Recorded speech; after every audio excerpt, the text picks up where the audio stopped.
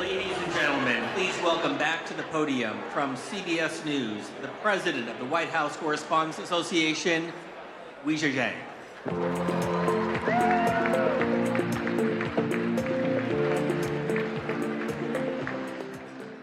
Welcome back to the 2026 White House Correspondents Dinner. I hope everyone enjoyed their meal. Since Calvin Coolidge became the first president to attend this event in 1924, nearly every sitting president has joined us at some point in their term. The tradition is rooted in a simple principle, that a president and the press corps that covers him can share a meal and even a joke. This dinner has never lacked for opinions. I know everyone has a lot of feelings about it, even under normal circumstances, and people ask, should it still exist? But every year, we pack the room. In fact, we just did it twice.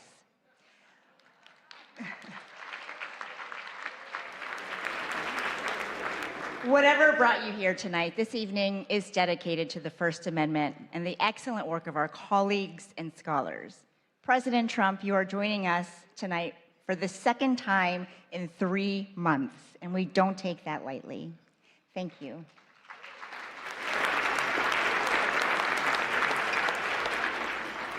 Thank you again to Press Secretary Caroline Leavitt and the White House press team. Thanks to the relentless WHCA board members, our executive director, Steve Thoma, and our general counsel, Simon Lakovich, for your hard work and friendship. I have to say thank you again to my CBS News family for enduring a second round of dinner planning. And of course, my family, I love you so much. Our entertainer, mentalist, Oz Perlman, is also back with us. Thank you, Oz. For the record, he did guess Caroline's baby's name right last time, and we can't wait to see what you reveal. But you can skip the part where you guess the president's phone number because half the reporters in this room already have it. Finally, on behalf of the White House Correspondents Association, I also want to thank supporters from around the world, across the political spectrum, who sent well wishes after a shooting interrupted our event in April.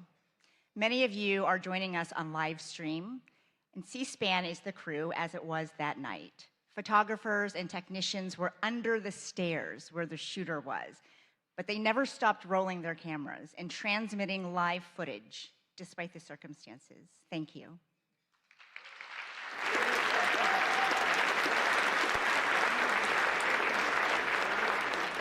That night tested all of us, but it revealed something worth fighting for. While journalists in the ballroom were gathering facts and getting them to the public, I got a rare glimpse of something few of us ever see in real time.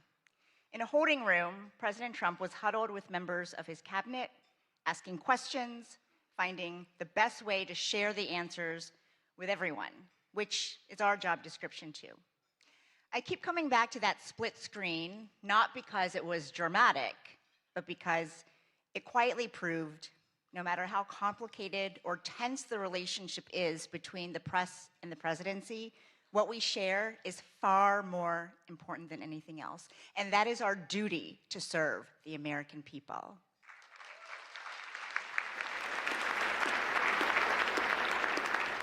As our country continues to celebrate 250 years of its extraordinary story, this gathering is further proof that the American press endures with it. Whose broad stripes and bright stars through the perilous fight. The White House Correspondents' Dinner was to be a night celebrating the First Amendment and 250 years of surviving, thriving, and overcoming our nation's many unthinkable challenges. Welcome to the 2026 White House Correspondents' Dinner.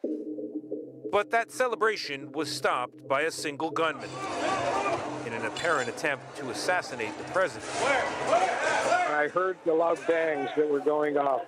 It was extremely frightening. I was only a few feet away. We were all told to just get under the tables. And at first, some of the White House officials did too.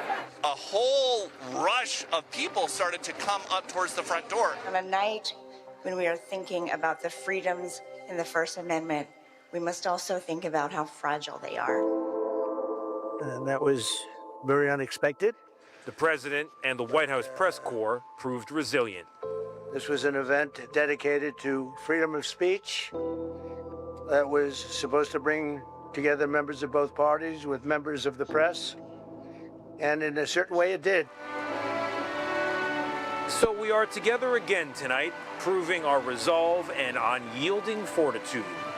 And to celebrate America at 2:50.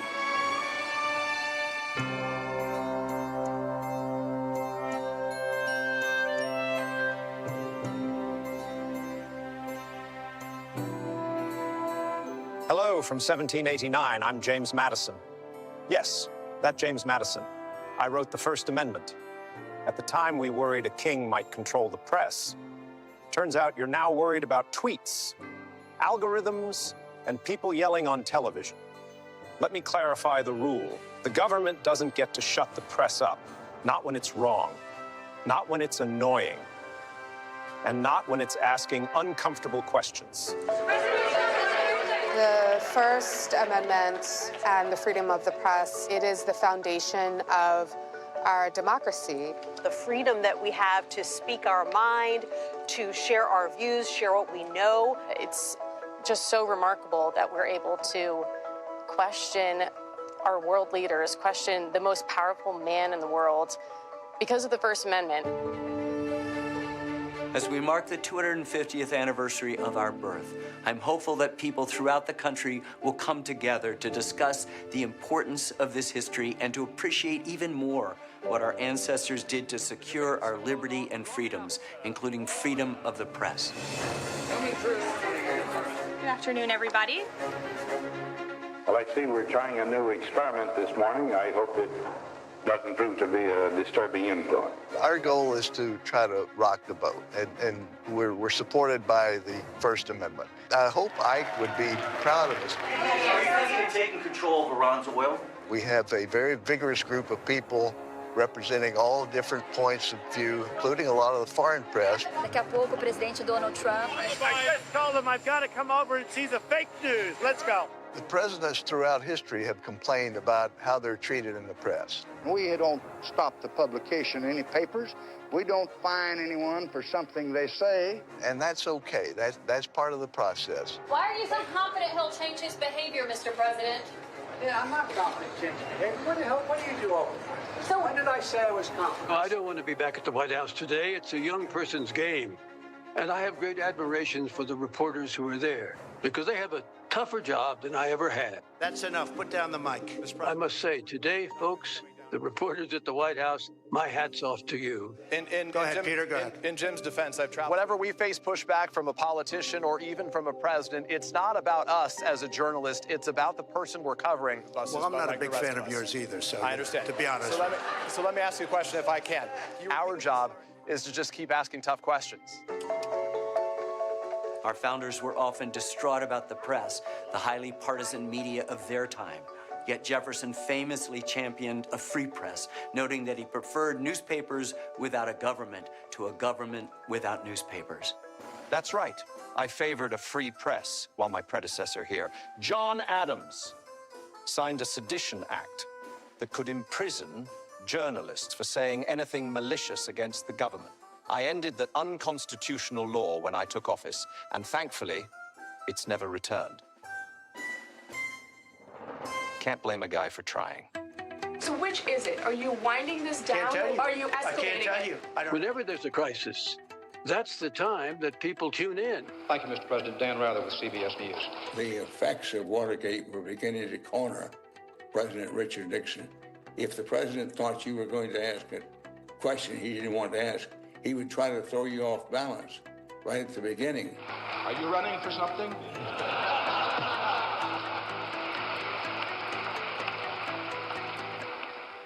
No, sir, Mr. President, are you? Mr. President, in talking about the continuing recession tonight, you have blamed mistakes of the past, and you have blamed the Congress. Does any of the blame belong to you? Yes, because for many years I was a Democrat. Why did you really want to go to war? When we push them to answer questions on the record, they have an opportunity to explain their reasoning, explain their thinking, explain their goals. Can you tell the country, sir, why you are content with all the fanfare around this deal to leave the conscience of this nation and the strength of this nation unaccounted for in relation to these 4 Americans? The notion that I'm content, Major, that's nonsense. And you should know better. Hello, everybody. Have a good trip. Well, you can't fall asleep on Air Force One because you never know when the president's going to come back and take questions. It's going to be a very long trip, right? Dan Compton, who's been with the president all day, is on the phone from Nebraska. On 9/11, I was part of that small travel pool that the White House agreed to take on what was a 10-hour odyssey.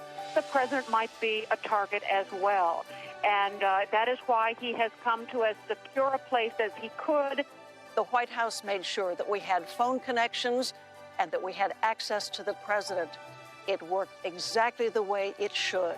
So I dialed President Trump's number, and he picked up, just like anybody else. I just got off the phone with President Trump. It was a roughly 9-minute phone interview. I've covered 5 different presidents. I have never seen one other than Donald Trump, who regularly takes phone calls from reporters. New media is massively important to our country. Here's what you missed if you weren't tuned in. We utilize social media to help people understand what we're talking about, breaking it down in digestible ways so that they can understand even the more nuanced news that's going on here at the White House. And today we went through the Rose Garden into the Oval Office to see every single outlet that's at the White House is shaping the national news. All of these outlets have a place here, and all of our audiences deserve to know what's going on in our country and in this White House.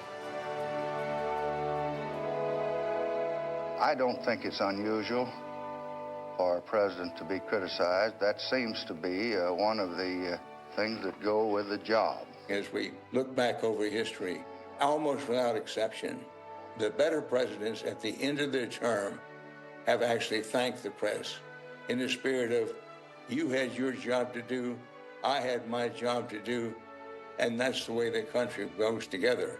Truth be told, in the greater scheme of things, you are, I hesitate to say this, more essential to that common pursuit than I am. And that's why freedom of the press is and must always be above politics. My friends say, what is it like to deal with the press corps? I said, these are just people that are trying to do the best they possibly can. You're not supposed to be sycophants. You're supposed to be skeptics. You're supposed to ask me tough questions and make sure that we are accountable to the people who sent us here. And you have done that.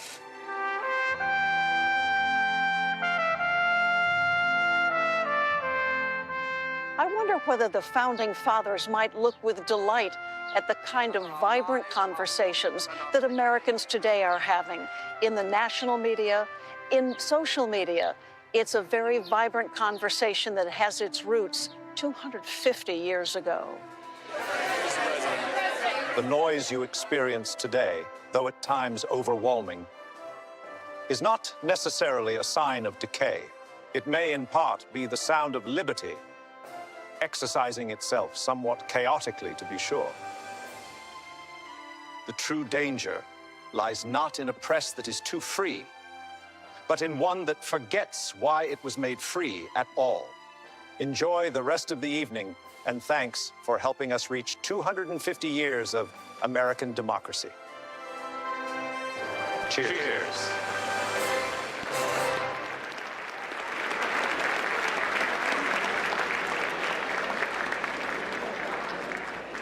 Thank you, founders.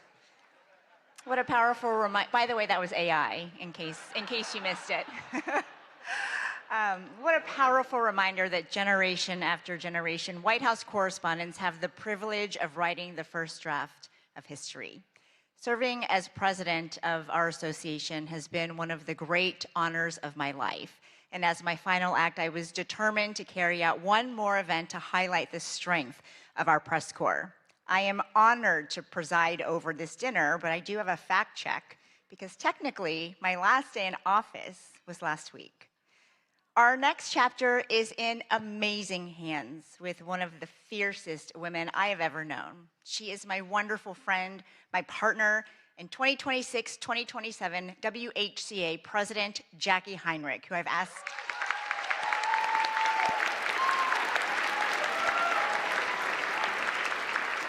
asked to help present two very special awards. Jackie.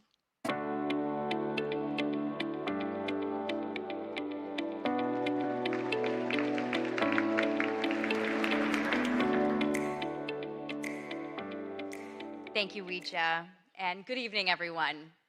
Before anything else, I want to recognize Weecha Jiang for her leadership, her unwavering commitment to this press corps. Weecha, you have really represented this association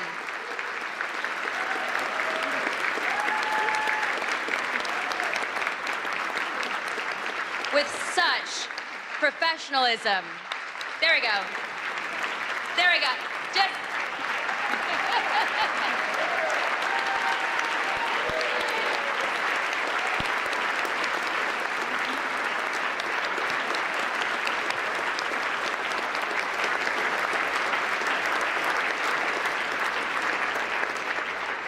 And she has represented this association with such professionalism, integrity, grit, and I am so deeply grateful, not just for your example, but also more so for your friendship. And to our members, I am humbled that you've put your trust in me to lead the White House Correspondents Association for the next year. And I look forward to working alongside all of you as we continue our shared mission, pursuing the facts without fear or favor, and exercising the freedoms protected by the First Amendment in service of the American people. The attempt on President Trump's life last April was a sobering reminder that democracy is not immune to violence, and the freedoms that we cherish can never be taken for granted. Political violence must have no home in America.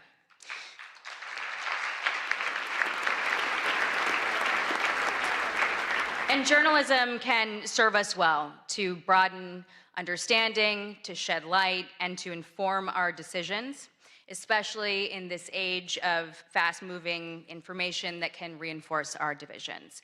And we are grateful to have President Trump here tonight, taking part in this tradition that recognizes the essential role of a free press in our democracy. Thank you, President Trump. The events of that night also revealed the resilience of this press corps, the all-American sense of resolve that no act of intimidation will silence us, and the endurance of the First Amendment. And we're gathered here tonight because we believe that a free press always finds a way forward. And it is in that spirit that the WHCA Service Award was established to recognize exceptional service to this association, and it is fitting that one of the two awards that we are giving tonight goes to the staff of the Washington Hilton. They are hospitality professionals who always put service first.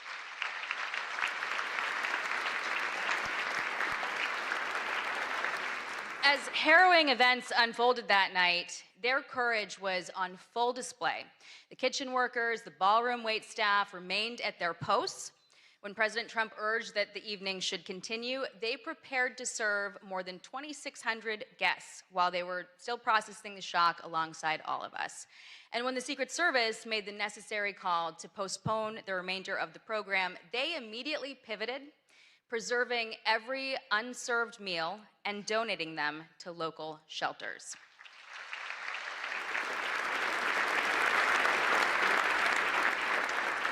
And many of these dedicated professionals have worked dozens of White House Correspondents Dinners since this event first moved to the Washington Hilton in 1968. And 58 years later, we are deeply grateful for their partnership. We are proud of the history that we've built together, and we are excited to return to the Washington Hilton next year, stronger than ever. Please welcome the Washington Hilton's General Manager, Ken Jarka, and Catering Manager, Karen Fiketis, to accept the WHCA President's Award for Exceptional Service on behalf of the entire Washington Hilton team.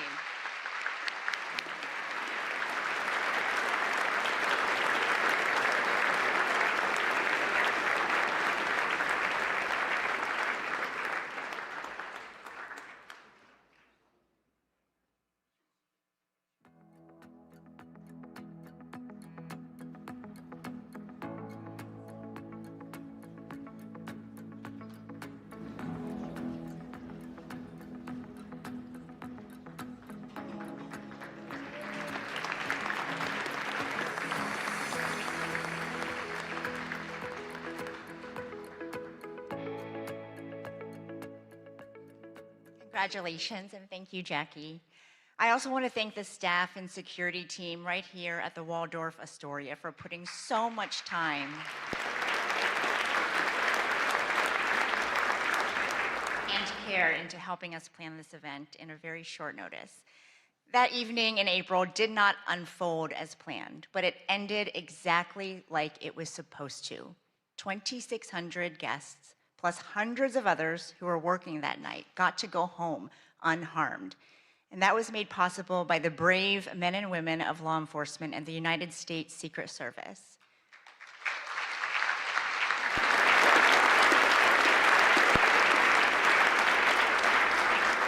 On behalf of every person who was inside that ballroom, and every family who got to hear their loved ones say, "Don't worry, I'm okay," we thank you. One officer placed himself directly in harm's way and engaged the armed suspect. Even after gunfire struck his protective vest, he stayed in the fight, and the attacker was stopped. I know many of us have wondered, what if he hadn't acted in that exact way? What if he had waited a few more seconds?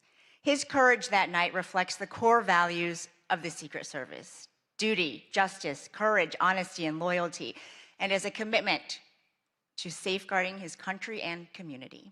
They also shaped his career, first as an infantryman and section leader in the United States Marine Corps, and since 2022 as an officer of the Secret Service, protecting the White House complex and our nation's leaders.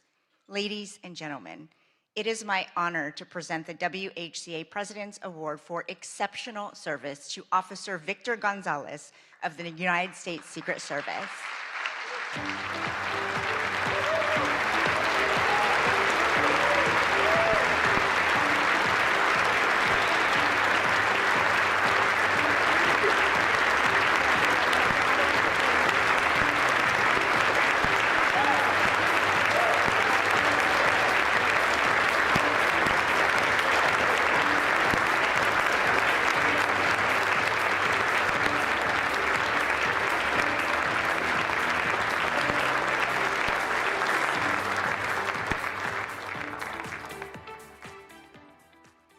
Thank you again, Officer Gonzalez, and to all the law enforcement officials who work around the clock to keep us safe. Democracy is defended in many ways, sometimes with a badge, sometimes with a notebook and a deadline. The White House Correspondents Association started as a group of 50 reporters, and I am proud that our membership hit a record number in 2025, more than 1,000 people, including many from new media outlets.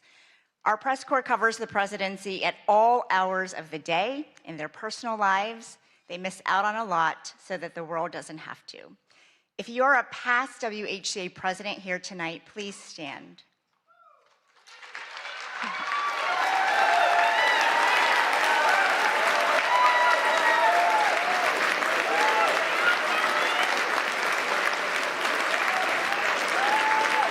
Former board members, please stand. Our chief White House correspondents, please stand.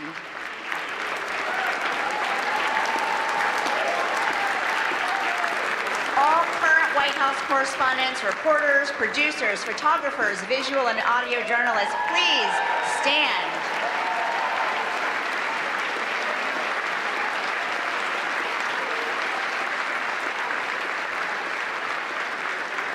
And tonight, I also want to salute our colleagues in the Pentagon Press Corps. Your work is invaluable, especially as our nation is at war. Please stand.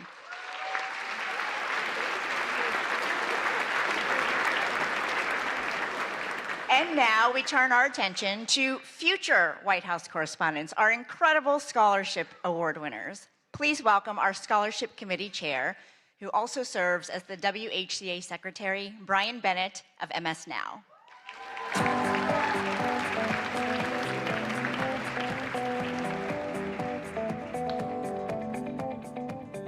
Hello, everybody. It means so much to be back together tonight. This is the part of the dinner each year that I look forward to the most. We have an incredible group of young journalists with us who are the recipients of this year's White House Correspondents Association scholarships. Since 1991, the WHCA has awarded scholarships to hundreds of journalism students. This year, we are helping fund the education of 30. Let me pull out my remarks here.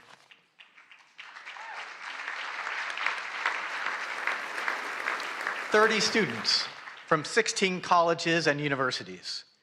They are from schools all over the country: Arizona, California, Illinois, Iowa, Maryland, Missouri, New Jersey, New York, Ohio, Puerto Rico, Tennessee, Virginia, Washington, D.C. We have important partners who extend the reach of our giving, and you all are a part of that. The WHCA and our partners went to great lengths to make sure as many of our scholars as possible could be here tonight with us. And I'm happy to say that 26 out of the 30 of them were able to return for the second dinner.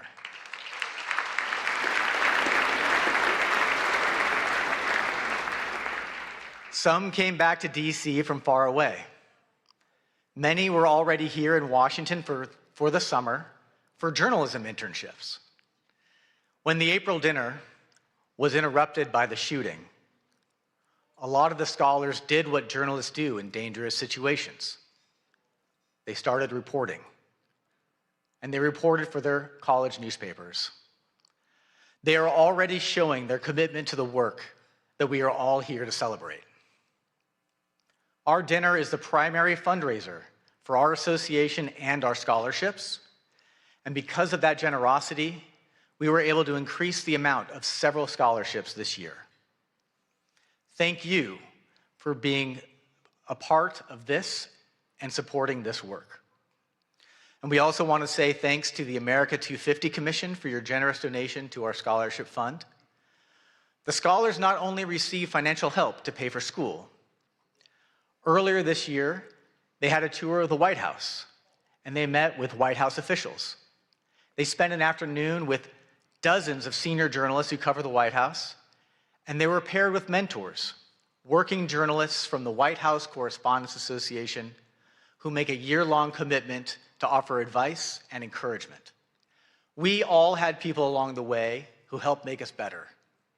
And the WHCA Scholarship Program is a way that our association gives back and helps strengthen a new generation of journalists. Because of the commitment and your support, past WHCA scholarship recipients are now doing amazing things in journalism. We tracked some of them down to tell us about their work today.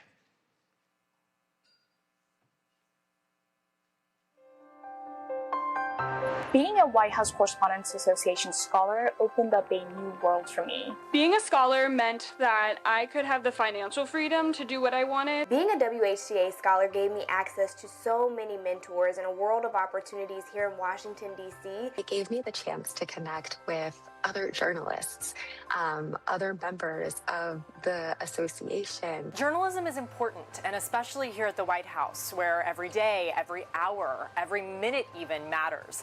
The decisions that are made here impact people across the country and around the world. The idea that you get to be a part of the first draft of history, it all is extremely inspiring and drives me as a journalist. There are so many pinch me moments covering the White House, watching world leaders arrive here, walking into the press briefing room, getting to see Marine One land on the South Lawn, and getting to ask the President of the United States a question directly. Being selected as a White House Correspondents Association scholar has played a huge role in my career. I was there as President Biden gave a toast to the freedom of the press, and also as Kim Kardashian strutted across the runway and posed for pictures among a room full of talented journalists. The stars, the outfits, the photographs. And I remember too, that was the year that Brittany Griner had just returned home. And so being able to see her was really emotional. I was also inspired looking around at all the different scholars and how excited they were. And I think their excitement influenced my excitement about it. And it really was an eye-opening experience about just how important this role is. This White House press corps is not a mythical world. It exists, and it is something that I can aspire to be a part of. And I owe a lot of credit to the WHCA for getting me here. So many journalists involved in this organization were willing to chat with me, to invest in me. And it's a cycle because of what they were able to pass on. I hope that I can play a role in doing that for the next generation as well.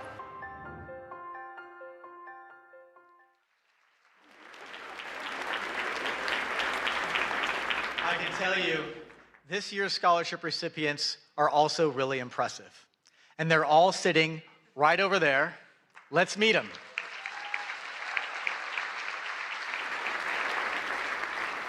Please stand as I read your name. From American University, Louisa Clausen. From Arizona State University, George Headley, Elisa Horton, and Kyle Sikinski. From Hampton University, Kristen Fluellen and Jade Abubakar. From Howard University, Tatiana Allen and Madison Maynard and Sanyu Lakoma. From Iowa State University, Eric Anderson. From Northwestern University, Jacques Aburizik, Caitlin Bender-Thomas, Samantha Freeman. From Iowa University, Nyla Gilbert, Aidan Ryan, Emily Stokes. From Princeton University, Ina Marcia. From Sagrado Corazon University in Puerto Rico, Iana Sotovalle. From Syracuse University, Ben Bassick. From the University of California, Berkeley, Hae-Yoon Cho. From the University of Kansas, Julia Hansen. From the University of Maryland, Laura Charleston, Lillian Gray, Dana Matthews, Ashley Nera. From the University of Missouri, Callie Fowler, Tyler Kirwan, Fletcher Mantooth. And from the University of Tennessee, Abigail Fanning. Congratulations, scholars. Please be seated.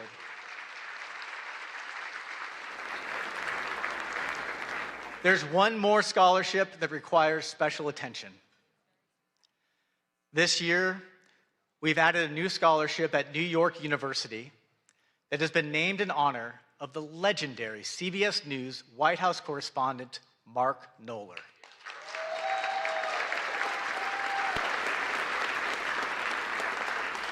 As you all know, Mark passed away in August. And if you needed to know how many times the president had been to Camp David, or went on vacation, or played golf, Mark Knoller always had the facts. And he was always willing to share. To remember Mark and to commemorate the new WHCA scholarship at his alma mater, NYU, here is a tribute put together by his friend and CBS News chief correspondent, Major Garrett. I'm Mark Knoller, CBS News, and you could say that I'm kind of the CBS News numbers man at the White House. You could say that, but that's less than half the story. Can you justify your role? Mark did presidential actions, everything from speeches and press conferences to vacations and foreign trips. By my count, President Obama had 65 domestic trips in 2010, spanning 104 days. Knoller's numbers were so precise, White House aides used them to backfill or correct their own records. Historians and journalists came to rely on Knoller's database, which he never hoarded, always shared. Mark. Knoller. Mark Knoller. Knoller considered that database the heartbeat of the presidency. To understand and cover a president, you had to know and remember all of a president's actions. President Obama does like to play golf. Since taking office, he has played golf 57 times. I'll be glad to answer a couple of questions. Mark Knoller, are you with us? You bet. Those who watched Knoller work were left in awe. Every White House reporter logs long hours. None logged as many as Knoller. I'm one of those lucky people that gets to work at something he loves doing, And so I really don't feel as though I'm sacrificing anything, spending long days here. Prolific and accurate reporting mark Knoller's hallmarks, which serve the presidency and the nation well.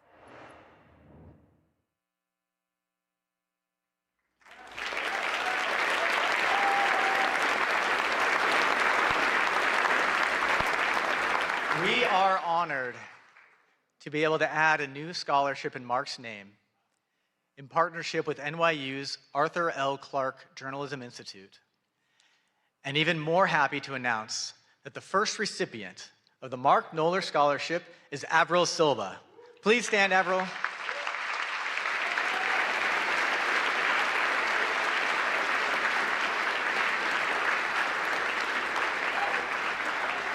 Ladies and gentlemen, this year's WHCA Scholarship students.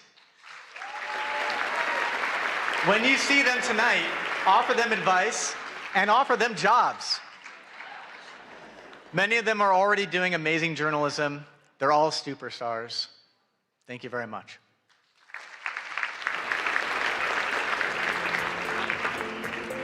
Please welcome the chief correspondent for ABC News, the co-anchor of ABC's This Week, and a former president of the White House Correspondents Association, Jonathan Karl. Not quite yet, actually.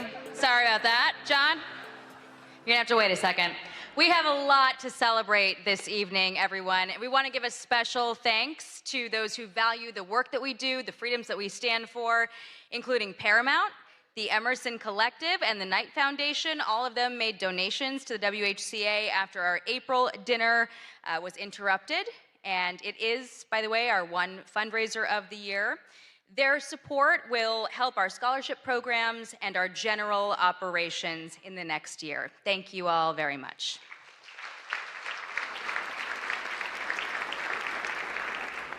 All right, now it is my pleasure to introduce two former White House correspondents who have served this association with distinction. They exemplify excellence in our field. They will help us recognize tonight's award winners. Jonathan Karl is the chief Washington correspondent for ABC News. He is the co-anchor of This Week, and he is a former president of the WHCA. He's got over 3 decades of experience in Washington. He's covered 4 presidents, 14 press secretaries, and just about every major beat in the city. And through it, he has earned many of journalism's highest honors, including some of the very awards that we are presenting tonight. But first, to recognize our journalism awards, we have one of the country's defining voices with us tonight, Wolf Blitzer.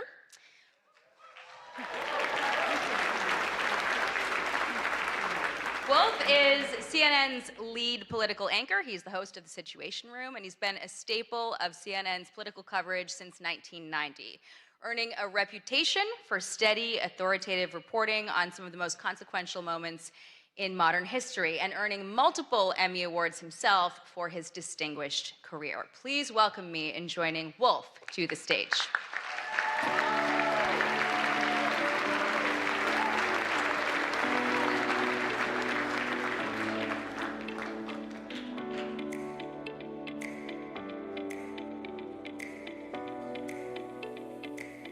I'm standing up. Thank you very much for that really nice introduction. I'm so grateful, I'm so honored to be with all of you this evening. Each year, a panel of independent judges review dozens of entries for the 5 major WHCA Journalism Awards. And it's my honor tonight to announce this year's winners. And I'd like to point out that this is really a special night for me. I don't know if many of you were at the first White House Correspondents Association dinner in April, but for me, it was very memorable indeed. And I can report this time, after the first course, I did not go to the men's room.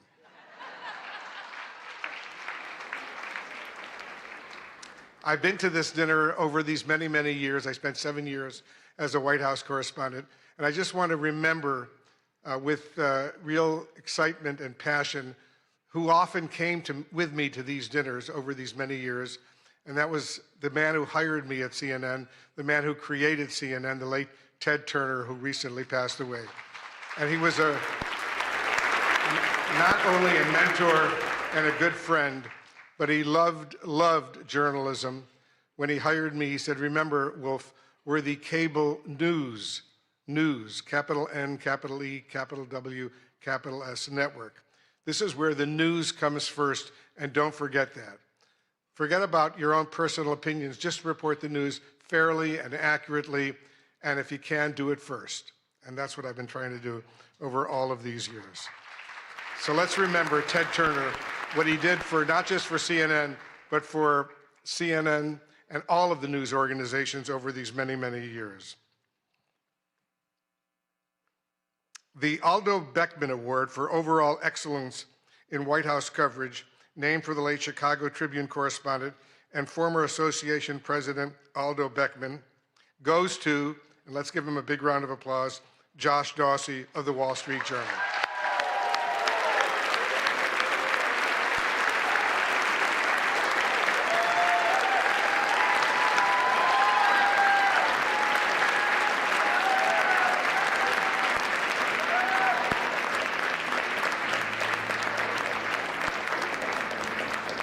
The judges said Josh Dawsey shows us how power works inside the presidency.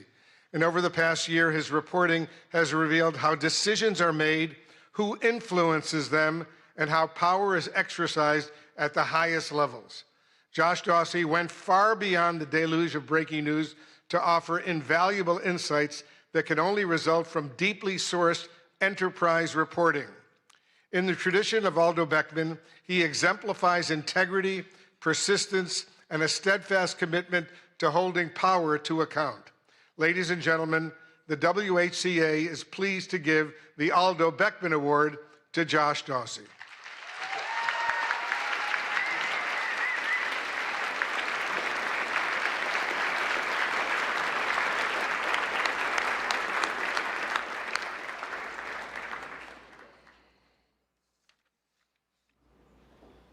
Let's continue with the awards. Thank you. The WHCA gives out 2 awards for reporting under deadline pressure, one for print and one for broadcast.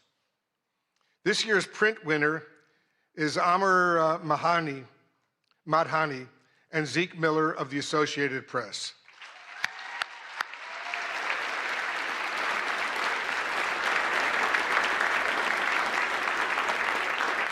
When sources leaked that Trump administration officials were attempting to purge the National Security Council of staff deemed not sufficiently aligned with the president's agenda, Madhani and Miller quickly moved to verify the claim. They uncovered an unprecedented vetting process. NSC staffers were asked about their past political contributions, voting records, and social media posts as a gauge of loyalty to the president. Ultimately, more than 150 NSC aides were removed, resulting in the loss of considerable foreign policy expertise. The story that Madhani and Miller produced is as consequential as it is revelatory. Please welcome Zeke Miller accepting the award on behalf of the team.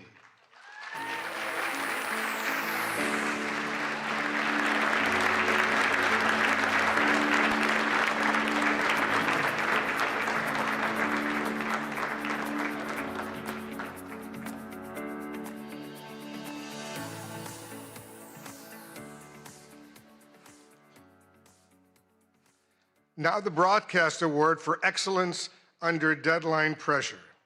And this year's winner is my colleague and very good friend, Caitlin Collins of CNN.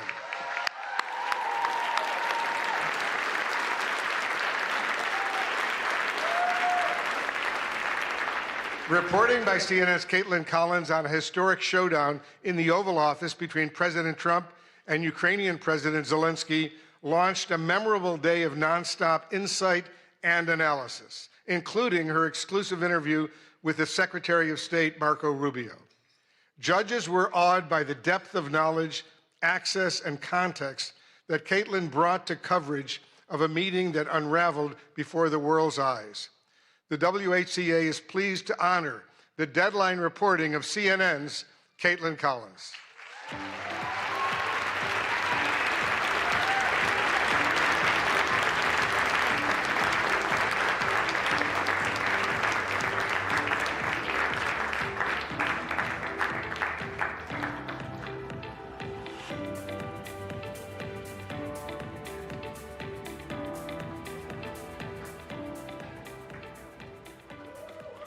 Let's give Caitlin another big round of applause.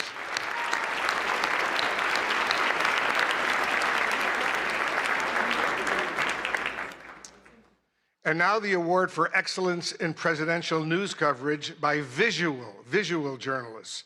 This award recognizes a video or photojournalist for covering the presidency at the White House or in the field. And this year's award goes to Andrew Harnick of Getty Images.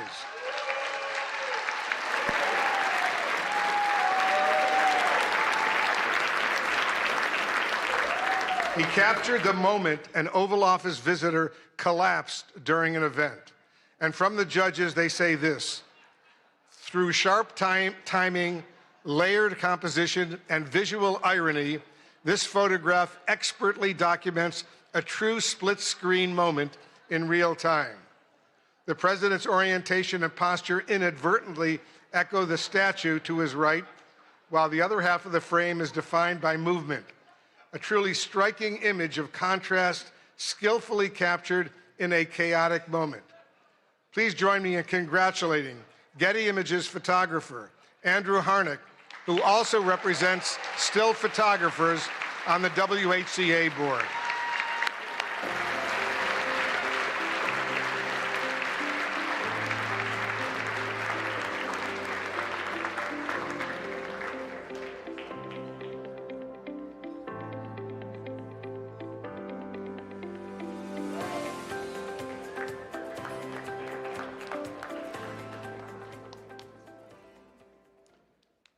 There are more.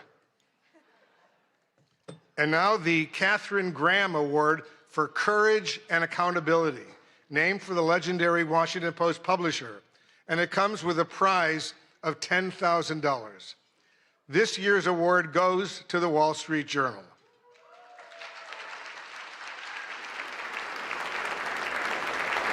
The Journal's courageous reporting on President Trump's past relationship with financier Jeffrey Epstein triggered the release of the so-called Epstein files, thousands of documents that might otherwise have remained hidden from the public. And despite the president's threat of a lawsuit, the Journal published a story about a provocative letter to Epstein bearing President Trump's signature. Trump quickly filed a $20 billion lawsuit against the Journal, revealing reporter Khadija Safdar's home address. Her family had to be relocated. The Journal was kicked off of Air Force One, but the reporters continue to file revelatory stories. Please welcome the winners of the Katharine Graham Award from the Wall Street Journal. Khadija Safdar, Sadie Gurman, Annie Linsky, Josh Dawsey again, Alex Leary, Rebecca Ballhaus, and Ryan Barber. Their colleague, Joe Palazzolo, could not attend tonight.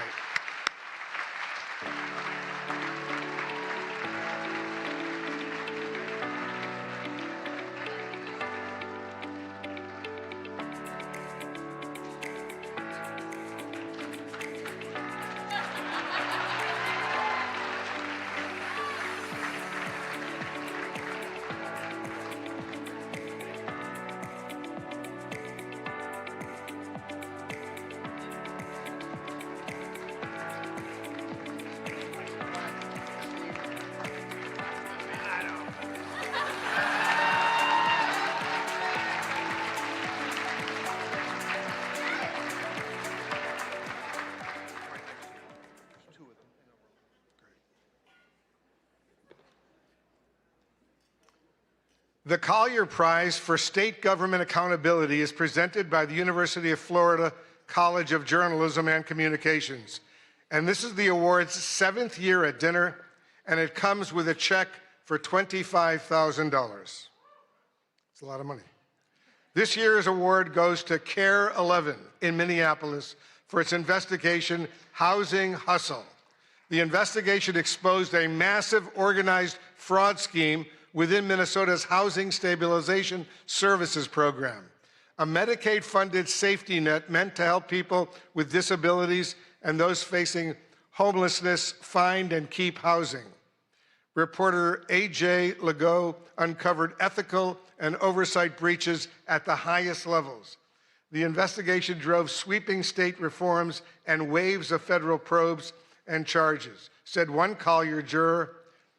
Carol Levin's rigorous and piercing investigation of Medicare fraud had undeniable impact, including the suspension of more than 130 companies from the ability to bill Medicaid, the state terminating the HSS program, the firing of the state official in charge, federal raids, subpoenas, indictments, and convictions, and enhanced screening, oversight, and suspension powers for regulators. Here to accept the award from KARE 11, our reporter A.J. Legault and producer Gary Knox.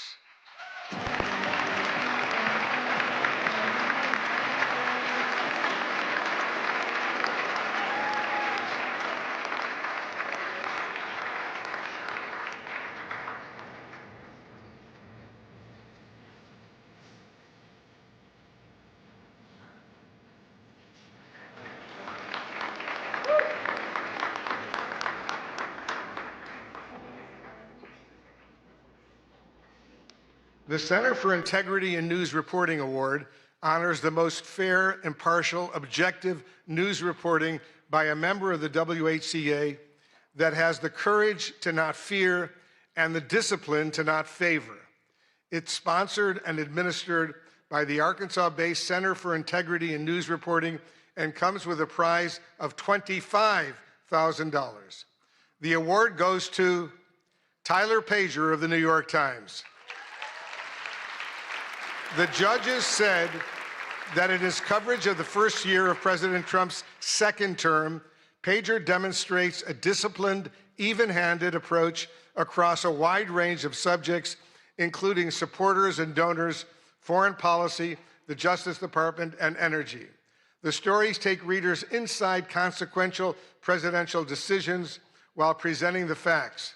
The work is deeply sourced and carefully verified, reflecting a clear dedication to getting it right without bias. Taken together, this body of work stands as a strong example of fair, impartial, and objective journalism, precisely the standard this award is intended to honor. Let's hear it one more time for this year's winners. Ladies and gentlemen, thank you so much.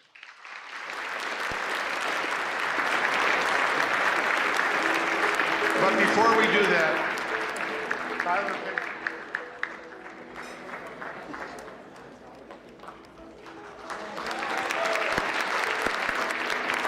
let's give him another huge round of applause.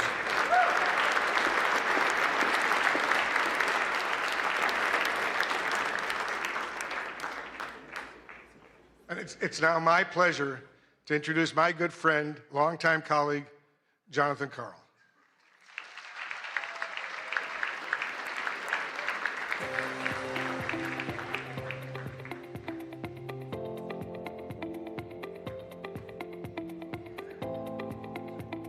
All right, the final award of the evening.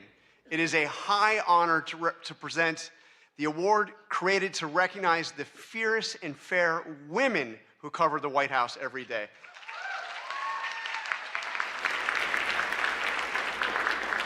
But first, I just want to give a big thank you to Weijia Zhang. Weijia, your leadership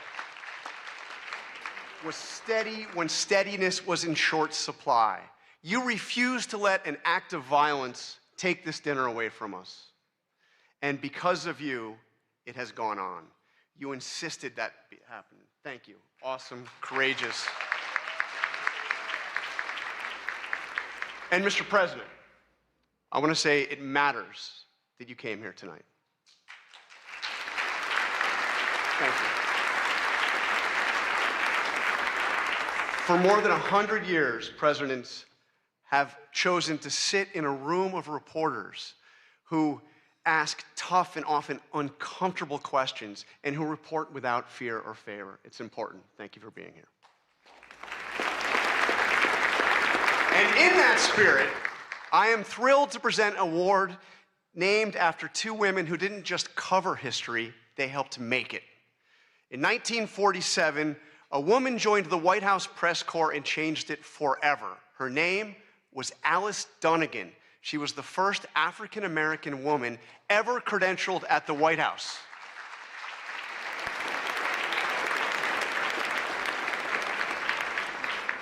And just a few years later, she was joined by Ethel Payne, and together they looked the most powerful man in the world in the eye and demanded answers about civil rights for Black Americans. President Eisenhower didn't always welcome those questions, but Alice and Ethel kept going and kept showing up, and they kept asking. The WHCA Dunnigan Payne Award for Lifetime Achievement exists to honor their legacy and to recognize journalists who followed in their footsteps by breaking barriers for future generations. So tonight, it is a privilege to present the award to two women who did exactly that. In a field long dominated by men, Melissa Young and Susan Walsh each built extraordinary careers as photojournalists, not by waiting for doors to be open, but by bursting through them again and again for decades. Melissa Young, this one I know very well, she worked at ABC News for 44 years.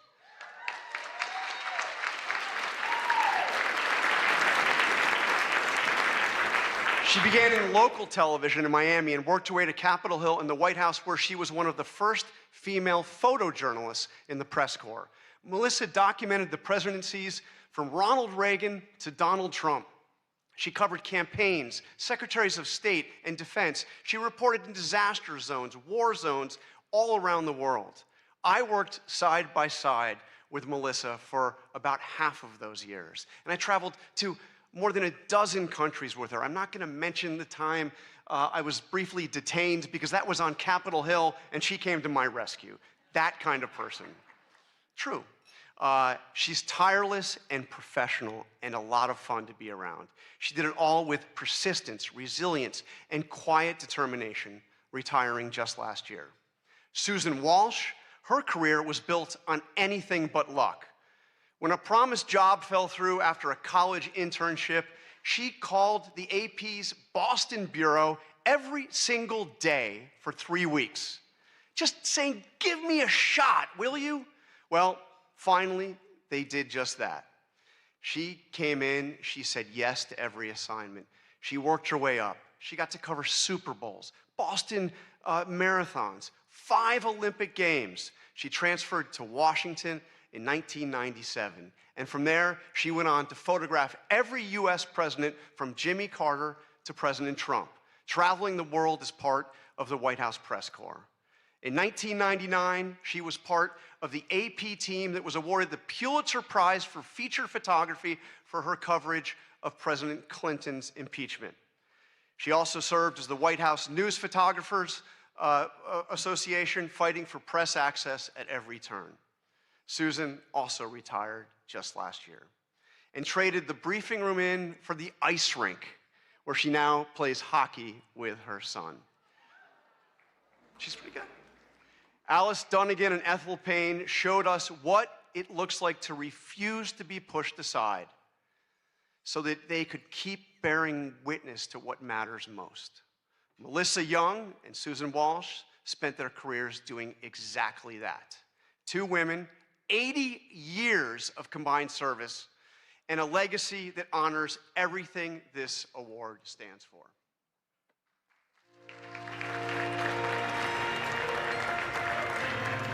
My job gave me purpose. I had a lot of fun.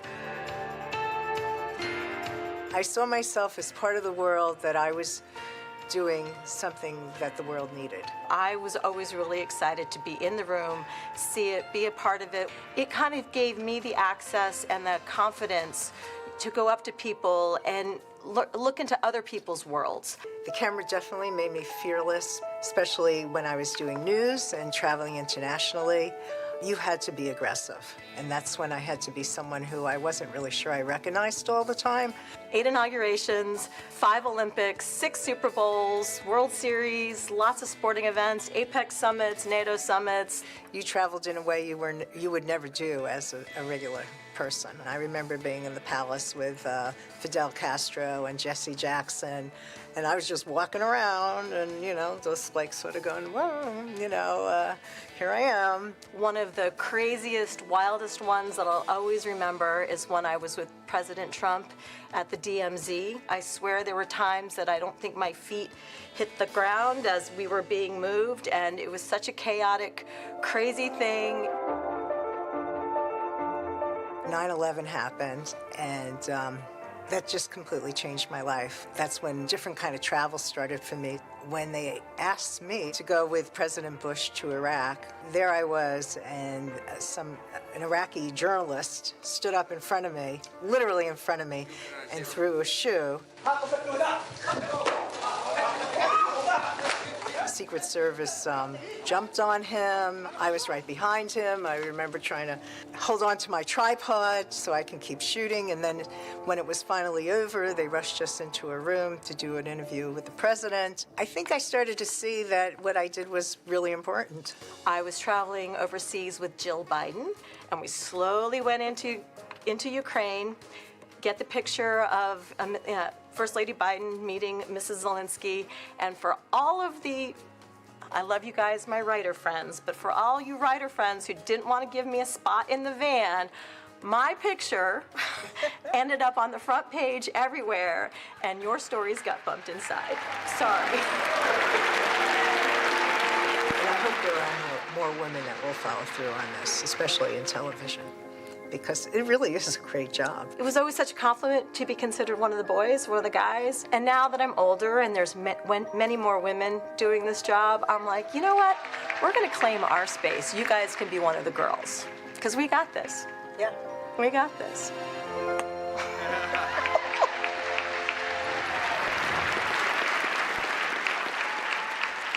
All right, please join me in welcoming Susan and Melissa to the stage.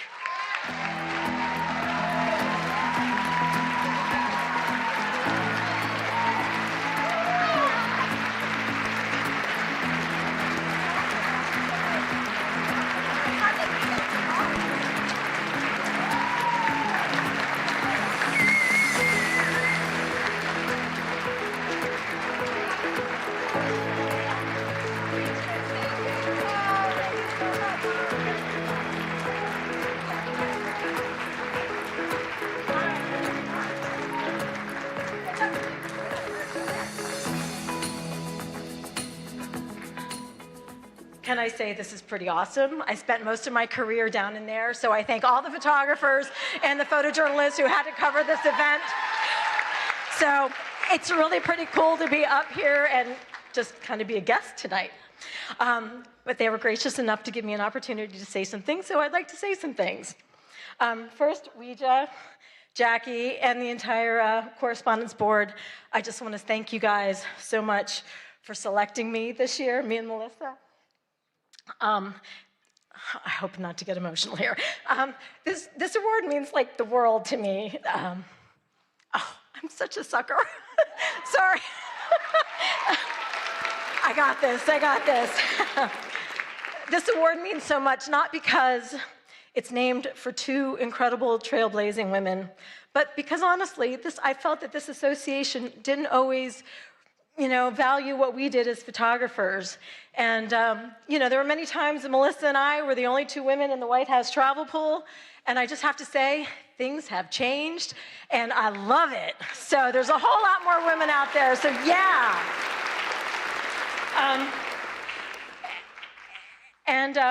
I do have a couple of shout-outs. I have to thank the Associated Press for giving a chance to a young photographer so many years ago. I truly hope I made you proud. To my son, Johnny, oh gosh, I practiced this and I was okay. To my son, Johnny, who's here tonight, thank you for putting up with your mom's crazy work schedule. I love you. And yes.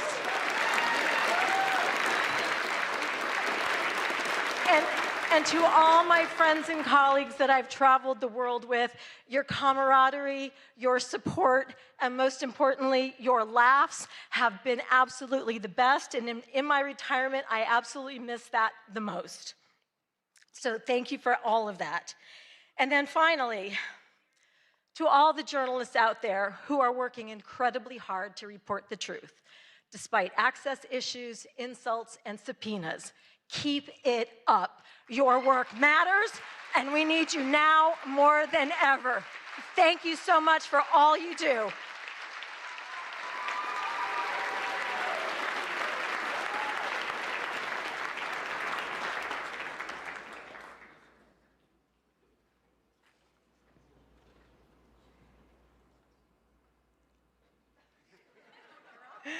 ABC has been breaking barriers since its start. Innovation is in our DNA, and being part of this work has always been my goal. Although this sounds simple, to achieve this, I've always had to fight. I'd fight to go places where they didn't send women. I'd fight to disasters in war zones. I'd fight to be part of the White House travel pool, covering 7 presidents. I'd fight to do an Oval Office address. And on a personal level, I'd fight to have a family while keeping my 24/7 job. Thank you to the White House Correspondents Association for recognizing me, the first female broadcast camera person for this honor. I am so proud to receive this award for a lifetime of breaking barriers. I've been fighting for 44 years to be the best at capturing all the action at the White House since Ronald Reagan. My advice, keep up the good fight and tear down those walls. Thank you.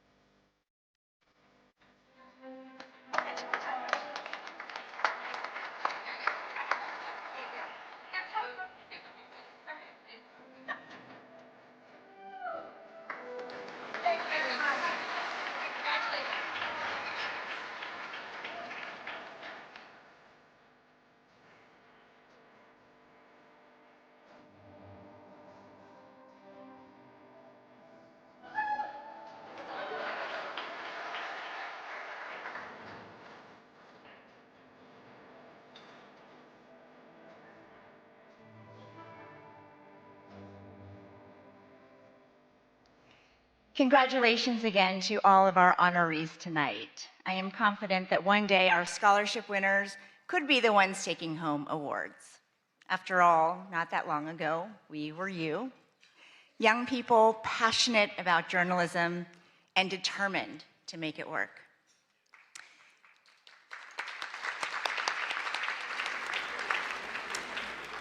I've been thinking a lot about my own journey to this podium tonight.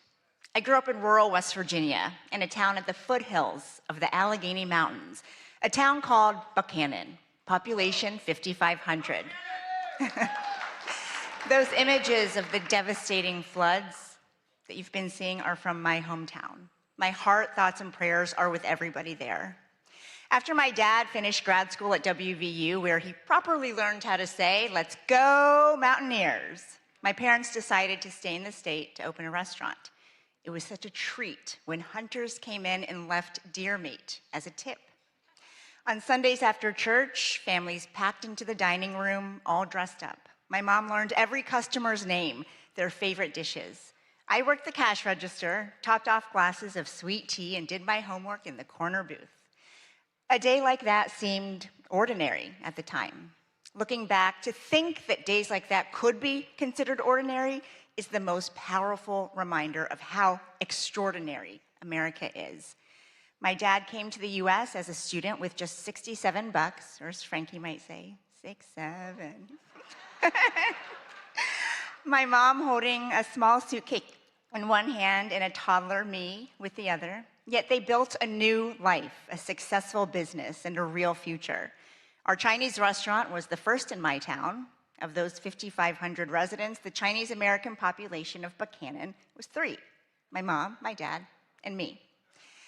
Growing up there was not always easy. Most folks had never laid eyes on people who looked like my family. But far more often than not, the community was welcoming and generous. Turns out deer meat is great in a stir fry. In Mandarin, the word for America is 美国. It literally means beautiful country, and I love that. America the Beautiful was never only about her landscapes or landmarks. It has always been about the promise that no matter where you come from, you get a shot at chasing your dreams.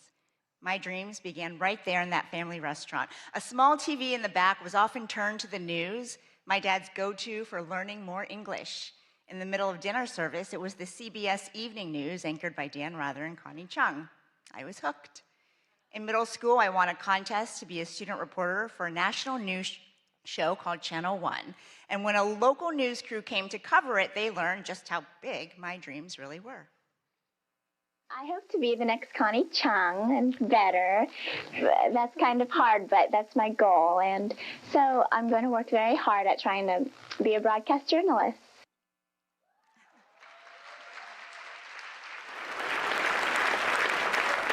30 years later, it's surreal to say that I've sat in Connie Chung's old chair to fill in on the evening news. And Connie and I have talked about how the White House beat and the White House Correspondents Association used to be a little bit of a boys' club.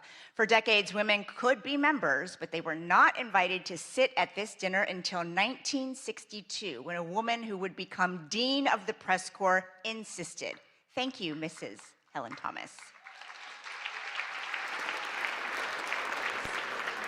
So tonight, it means everything to stand here as the first woman of color ever elected president of this association in its 112-year history.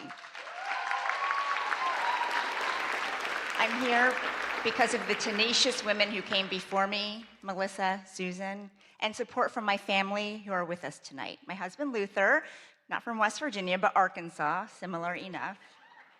My amazing daughter, Frankie.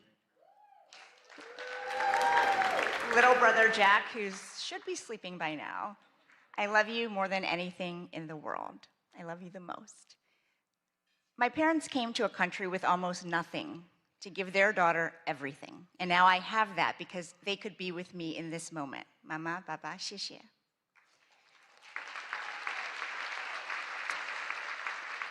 And sitting with them, my middle school video production teacher, Mrs. Diane Williams, who spent countless hours on my submission for that contest that changed my life.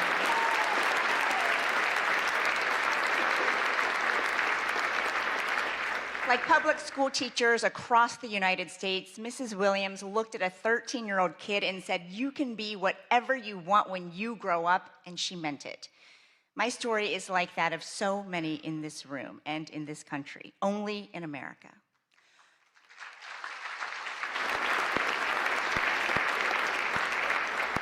Only in America could a little girl born in China and raised in Appalachian coal country make her way to the Oval Office to ask questions of the President of the United States. Because when this is your home, you inherit something remarkable: the protections in the First Amendment. Free religion, free speech, free press, free assembly, free petition. This fundamental right belongs to everyone. And that's exactly who the founders were thinking about when they protected a free press. Everyone, all Americans. They were not thinking about reporters. A free press is not a favor to journalists because we're special. We are not special. But America is. No matter who you are, the freedom to criticize without fear of being destroyed, that's not a bug in our democracy. It's supposed to be the feature. In 1786, writing from Paris, Thomas Jefferson told his friend back in Virginia, "Our liberty depends on the freedom of the press, and that cannot be limited without being lost." 5 years later, that thought was enshrined in the Constitution. after Jefferson urged James Madison to include a Bill of Rights. Many founders couldn't stand the press. Some things never change. But they understood if our access is restricted, it's really the people's access to information that is limited. If the media faces government pressure or censorship, it's the people who end up knowing less. That was true then, and it's true now. But having press freedom comes with a tremendous responsibility. We can't demand accountability without practicing it. Criticism of the media can be unfair. It can also be legitimate. We get a lot right, but sometimes we get things wrong. We mistake proximity to power for understanding it. And at times, we get trapped in our own bubbles. There is a difference, though, an existential difference between criticizing the press and trying to undermine it. One is healthy, and it makes all of us better. The other is exactly what the founders hoped to prevent.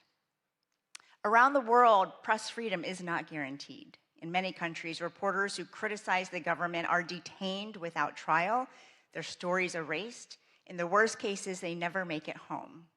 Tonight, we think about all of them, and we think about the protections that set us apart as a nation.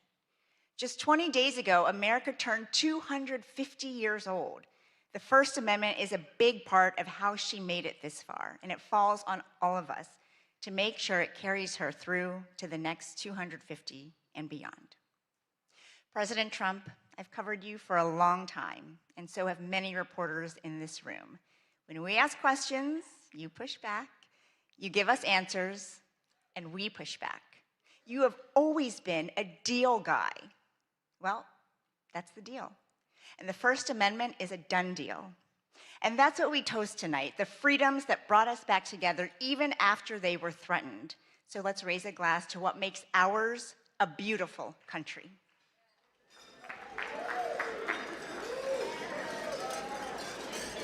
And now, ladies and gentlemen, please join me in welcoming the 45th and 47th President of the United States, President Donald J. It has not been an easy evening, all these awards.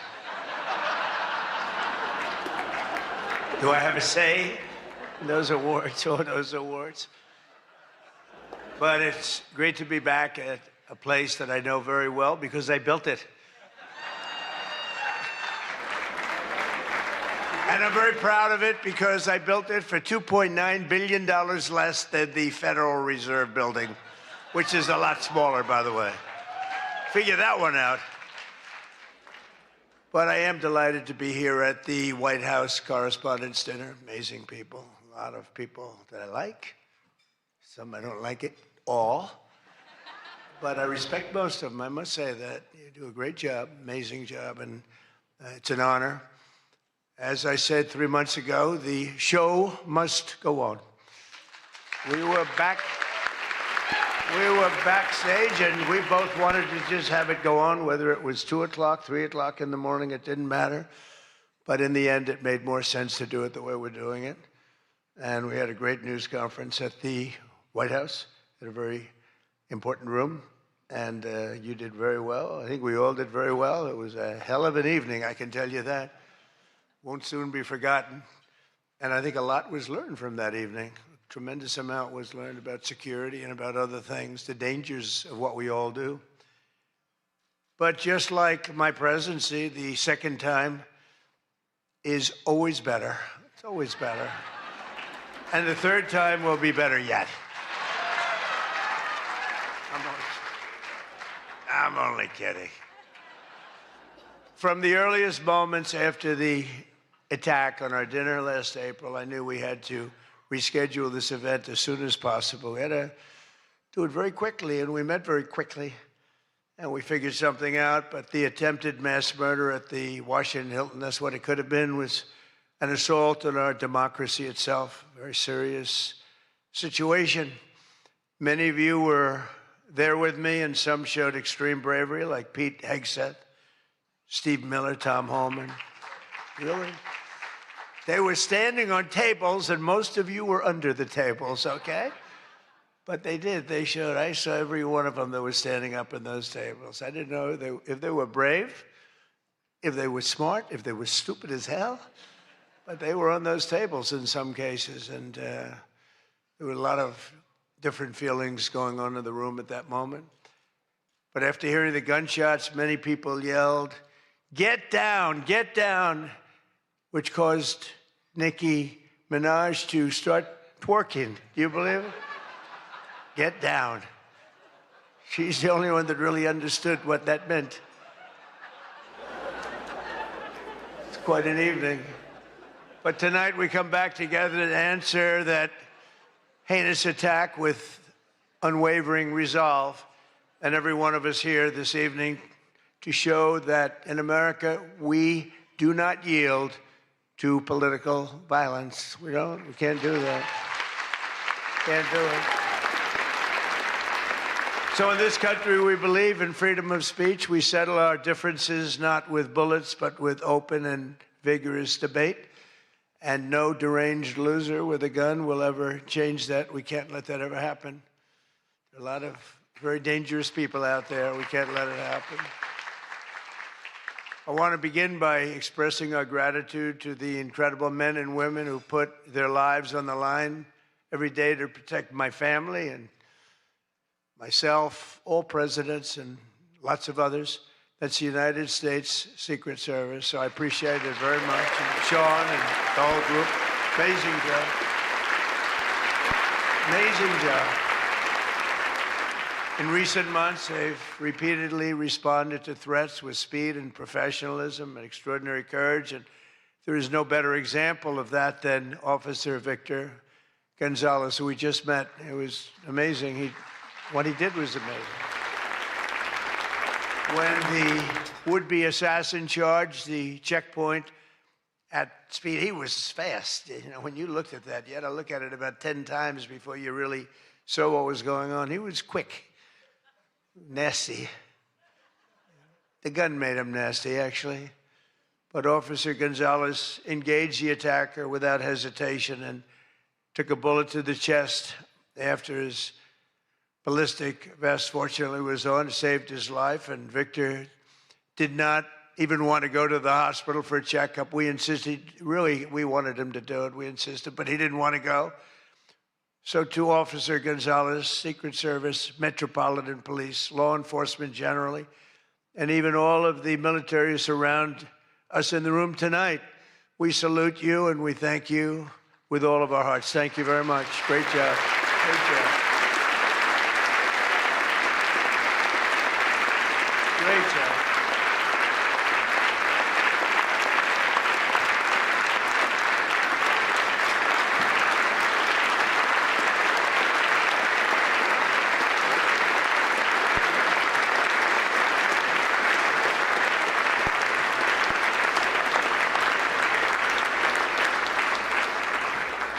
These are great people.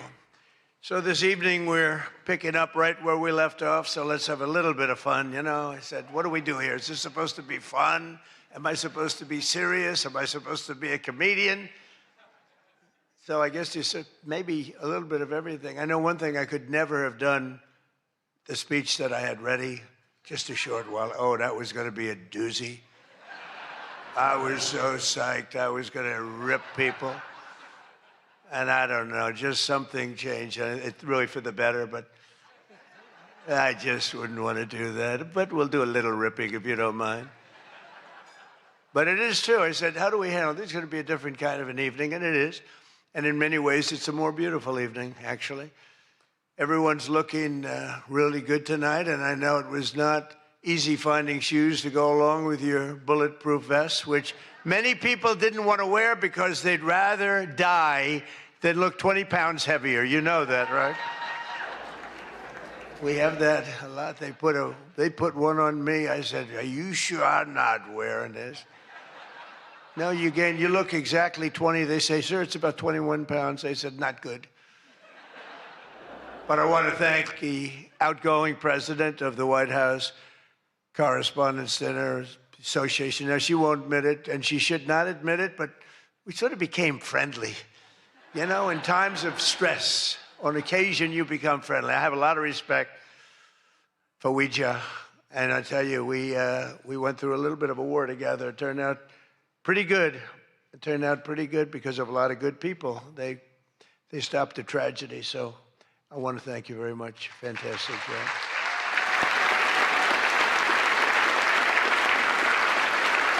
And we just worked extremely hard to ensure this dinner was rescheduled. And we want to just thank her family. I just met her parents, her children, her husband. What a perfect family. So it's really great. Thank you very much, all, for putting up with this. For putting up with this, right? But let me also thank the incoming president of the Correspondents Association, Jackie Heinrich. She can be very tough as a reporter, I will tell you. She can be nasty. She looks so beautiful, but she can be so nasty. How could that happen? But she just got married to a very successful congressman, a very good congressman. I'd like to have a couple of more votes from it. That's okay. On occasion, he shows a little independence. We don't like that. But now he's a very professional guy, and he loves our country. But that's a big thing. I just see what takes place. We're talking about what takes place to be in the position that you're leaving and that Jackie's coming into. And it's a lot of work, a lot of friendships, a lot of talent. And so, Jackie, congratulations.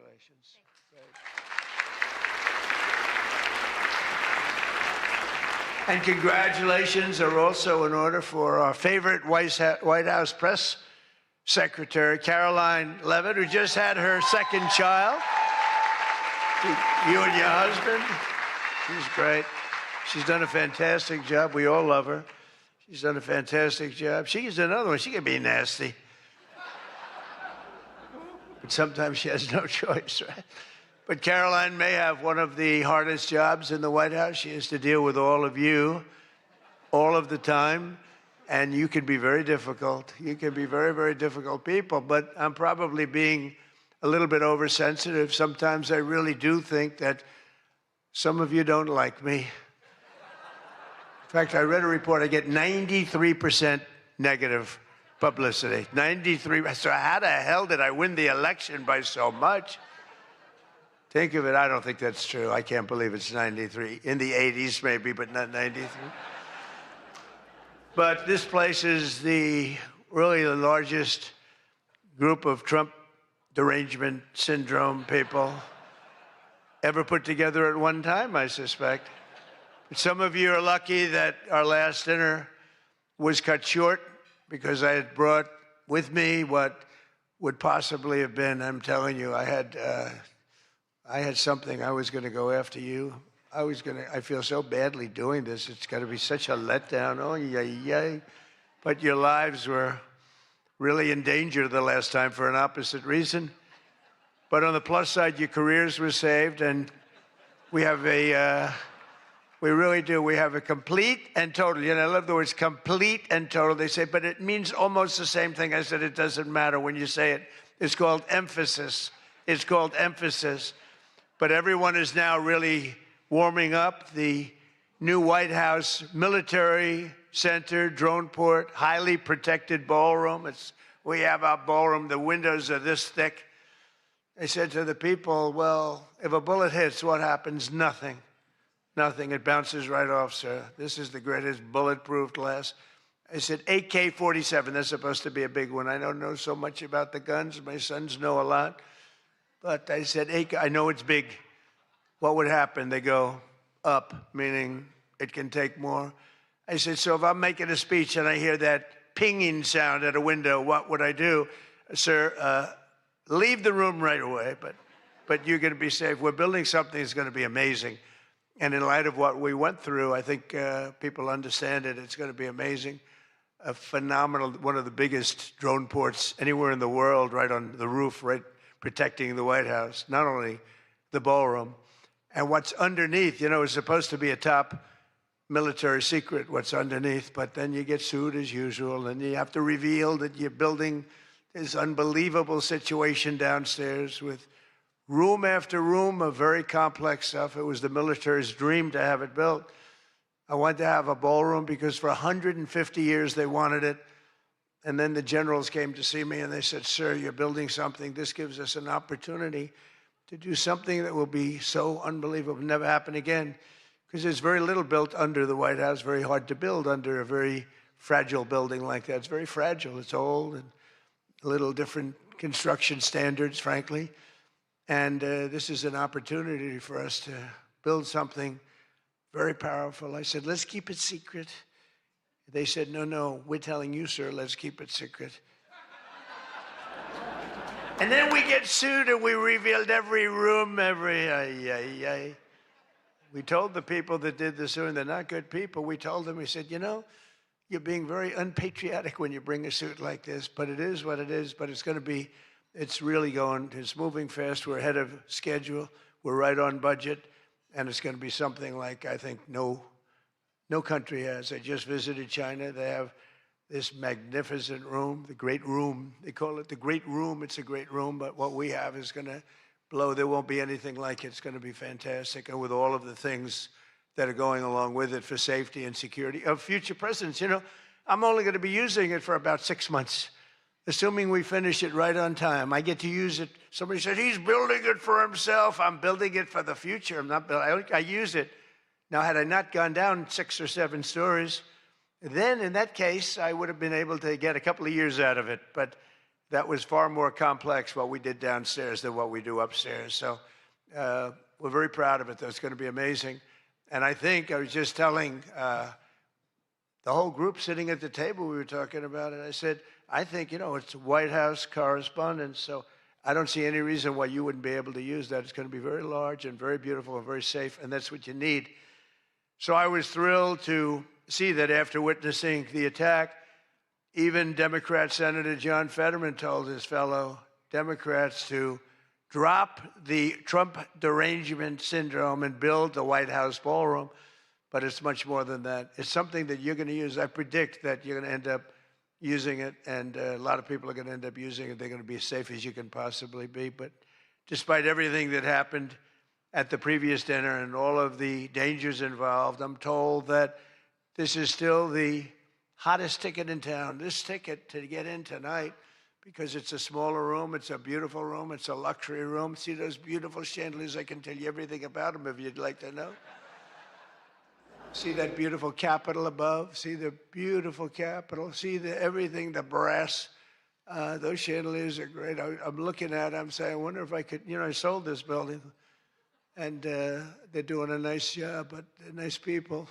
But I'll tell you, I'm looking at it, I'm saying, I wonder if I could walk out with those chandeliers, because you can't buy them. They're very special. I won't tell you the fact. I won't mention that they're Czech crystal, because I'd like to say everything's made here, but they are Czech crystal. And they are beautiful. And the Waldorf people are doing a really nice job. We're proud of them, actually, because, when I left town, I was a little angry. I was a little bit angry. I was offered a nice price. I said, I'm getting out of that place. And then I said, let's make a comeback. And but I was very proud of this building. This building was hot. Remember the lobby floor? 82,000 feet. For those in the real estate business, 82,000 feet. That's a major floor. That thing was packed every single night. It was packed, mostly Republicans, I would say, but it was packed every single night. It almost brings back memories. But I left town, and I have just had nothing but good experience. And this might be the best experience of all, having all of these incredible people in this room. It's a great feeling, frankly. It's a great feeling. But tonight's event, thank you. But tonight's event is even crazier than the last time. In fact, it's so successful that I've been informed by CBS News' David Ellison, who's going to do a fantastic job. He's the owner. He's the owner. He bought it, spent a lot of money, and he's going to make, I think, fantastic changes and keep some of the great stuff going. But that next year they're going to call it the Trump White House Correspondents Dinner. He told me that, and I like that very much. We're going to change the name of it, okay? Oh, it's going to be so hot, just like our country is hot. We are hot, by the way. But to be honest, it's just about the only way that they're going to ever get me back here. You're going to have to change the name of the dinner. But how's that one going? Not too good.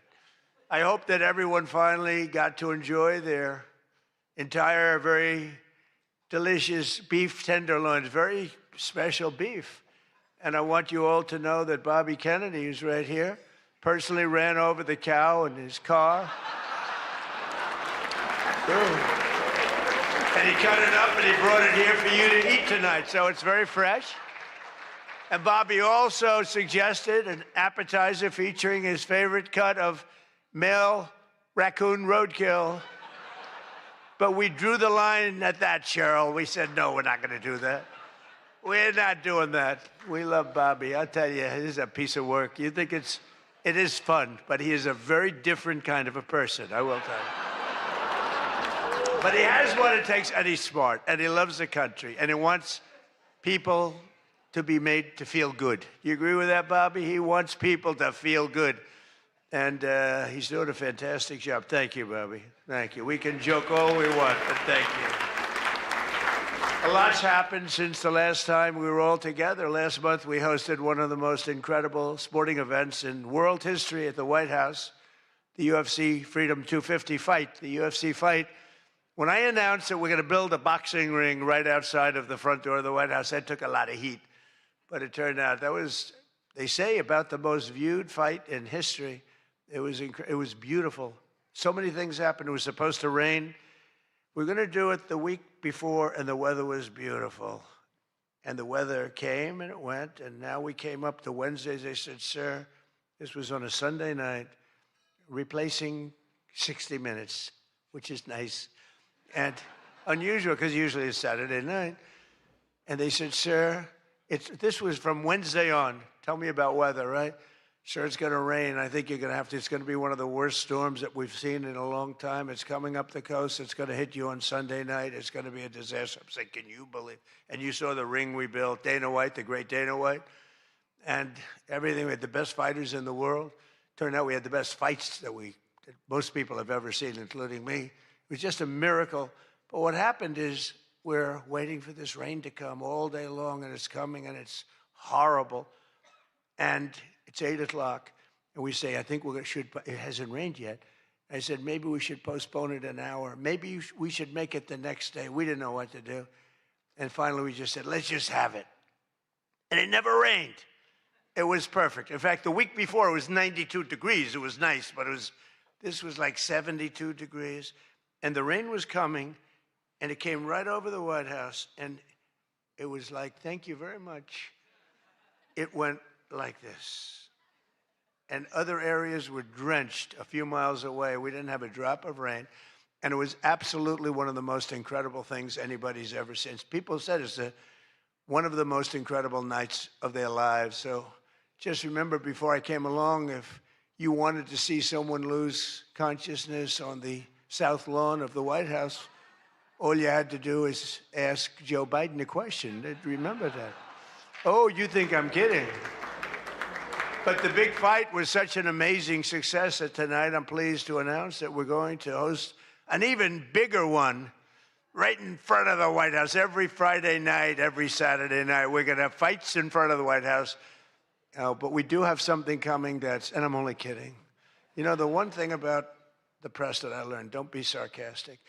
Because I'm a very sarcastic person, and I get sarcastic, and most people know that, but you have some bad people that will write it exactly like I say it. And I said I was only kidding. But we are going to have Indy 500. Roger Penske's coming in mid-August, and they're going to have it all throughout Washington, the greatest cars, the greatest drivers in the world. And that's going to be something. Already they have over 350,000 people signed up, going down Pennsylvania Avenue, around the Capitol. And Roger, who's incredible, he won the Indianapolis 500 20 times. Think of it. Germany, Japan, all these countries, they spend billions and billions of dollars trying to win the Indy 500. And Roger wins it. He literally won it 20 times. On the 18th time, I said, you know, that's amazing. I'm going to give him the Presidential Medal of Freedom. And I had him up. And then he won it 2 times after that. The guy's amazing. And he lost the last one by about 6 inches, if anybody watched it. So they're coming here, and it's going to be something really exciting. We have unbelievable events. It's an unbelievable country. And on July 4th, we were over at the mall, and it was raining. It was supposed to be really bad again. And we had 450,000 people show up, and that's a light number. And I was told, sir, we're going to have to cancel the event. This was not good. And it was drizzling a little bit, not raining very hard. And people are calling me, friends of mine were calling me. And I got a call from Brett Baer. Brett Baer said, it's not raining. I said, where are you? I'm standing at the mall, and I'm waiting to go in the White House. Then others called up. They said the same thing. And I said, you know, this is terrible. But there was lightning. Not big lightning, but you don't have to have big lightning. It takes just a little bit to do some big damage. So they said, everybody must leave. 450,000 people were forced to leave, and they left. And then I said to myself, I said, let me call up and find out what the hell's going on. And I called up and I spoke to a brilliant young man. He said, don't worry about it, sir. We can do it in a couple of weeks. I said, you can't do it in a couple of weeks. This is the 250th birthday. In 2 weeks, what are we going to do? Say, let's go? We're going to have a redo? No. I said, I'll speak if I have to speak at 3 o'clock in the morning, 2 o'clock, 1 o'clock. I don't care. Call them all back. They're all gone. 450,000. And most of them were in cars. They were heading back to Texas. And it was sad. And we said the show must go on. Very much like here, we said the same term, right? The show, it's a great term. It's true in life. The show has to go on. The show must go on. And I said, the show must go on. I put it out on Truth. The show must go on. And we had probably, Peter, 150,000 people come back up higher. Maybe, thank you. Let's stand up, Peter. Tell them. More, right? It might have been more, but it was amazing. It was just an amazing crowd. And actually worked out better, a little like this. It worked out better than if we had done it at the normal 7 o'clock, 8 o'clock time. It was incredible. We started speaking at 11 o'clock in the evening, but tremendous numbers of people. Thousands and thousands came roaring back, and it was a great evening. And it was a celebration. And we didn't do it the following day, and we didn't do it 2 weeks later. We did it when we were supposed to do it. It was a fantastic celebration. But I can exclusively reveal to you this evening that for the heaviest of the heavyweights, we will have sloppy Chris Christie, one of the sloppiest human beings you'll ever meet, fighting, I would say, I could mention the governor of Chicago, but I'm going to mention instead Jerry Nadler. And they're fighting for a big piece of cheesecake, big fat piece of cheesecake. Who the hell wrote that line? But it is true. And then you have a Congresswoman, Alexandria Ocasio-Cortez, AOC plus 3. That's her 3 friends, right? AOC plus 3, and I watched her give that answer when she was over in Europe. It was not a good answer. If I ever gave that answer, I would be out of politics. Remember, you cannot have a 19-second wait time to answer really a quite simple question. But we'll then have a rematch against an extreme, simple question on a foreign policy from Munich Security Conference. It was a big security conference, and this was her first time up in terms of that. And we had a sort of little preview, and then Anderson Cooper is going to fight Lawrence O'Donnell. I'm not a fan of Lawrence O'Donnell. I like Anderson, actually, because he's covered me well for many years. Then he went bad as soon as I went for politics. But for years, he loved interviewing. I did so many interviews with him, and he was great. But, you know, he's got a little different persuasion than me in many ways, actually. And Lawrence O'Donnell, never liked him, never thought he had any talent. But he's still making a living, so I can't knock it. But we had a contest for who had the lowest ratings and the lowest IQ on television. And that was actually Don Lemon, I think. You know, when I said that he's the dumbest man on television, I said, you know, when you say some things, you never make a comeback. It's not like, oh, gee, hey, Don, let's have dinner some night. But I know what I'm saying. And then you have Bette Midler and Jane Fonda actually held a concert to protest the first UFC fight. They didn't want to see the fight. And very few people want. They held an event. Like 3 people showed up.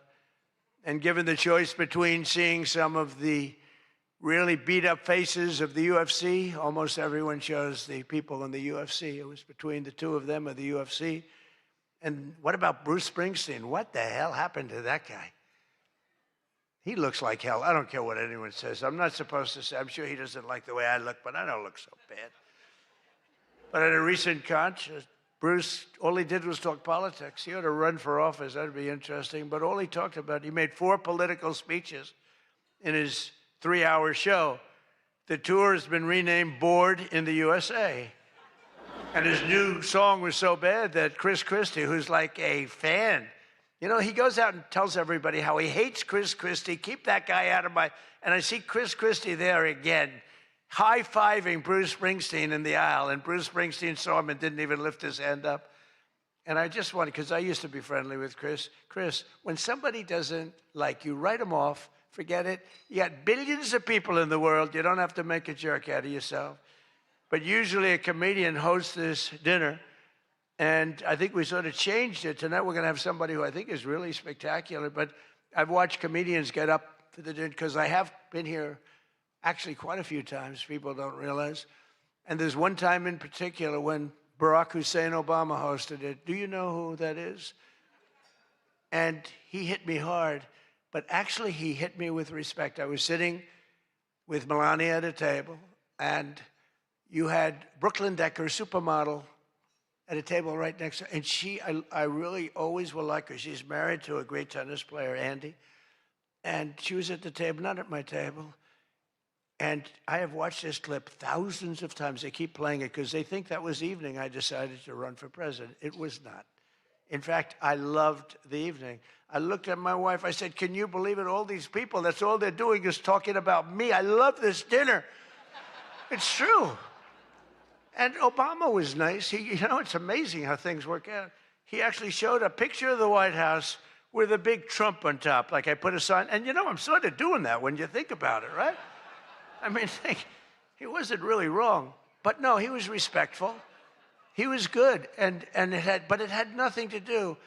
It had nothing to do. I just decided that I wanted to make America great again. This had nothing to do with that dinner. I've gotten so many... Yeah, I've gotten so many calls, and for years they've been saying, was that the moment you decided to run? Really, no. I left that night, and the press was there. A lot of the same people that I see, they said, did you have a good time? Unbelievable. And some thought I didn't have, but I did have. And I always remember, though, Brooklyn. She was so angry. She was much angrier than me. She was angry. She thought they were mocking me. And they really weren't. It was just one of those things. And I had a great time. But I left, and I thought I was there 3 or 4 times before that.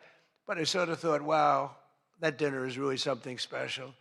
And then I ran. I got elected. I thought the press treated me very, very unfairly.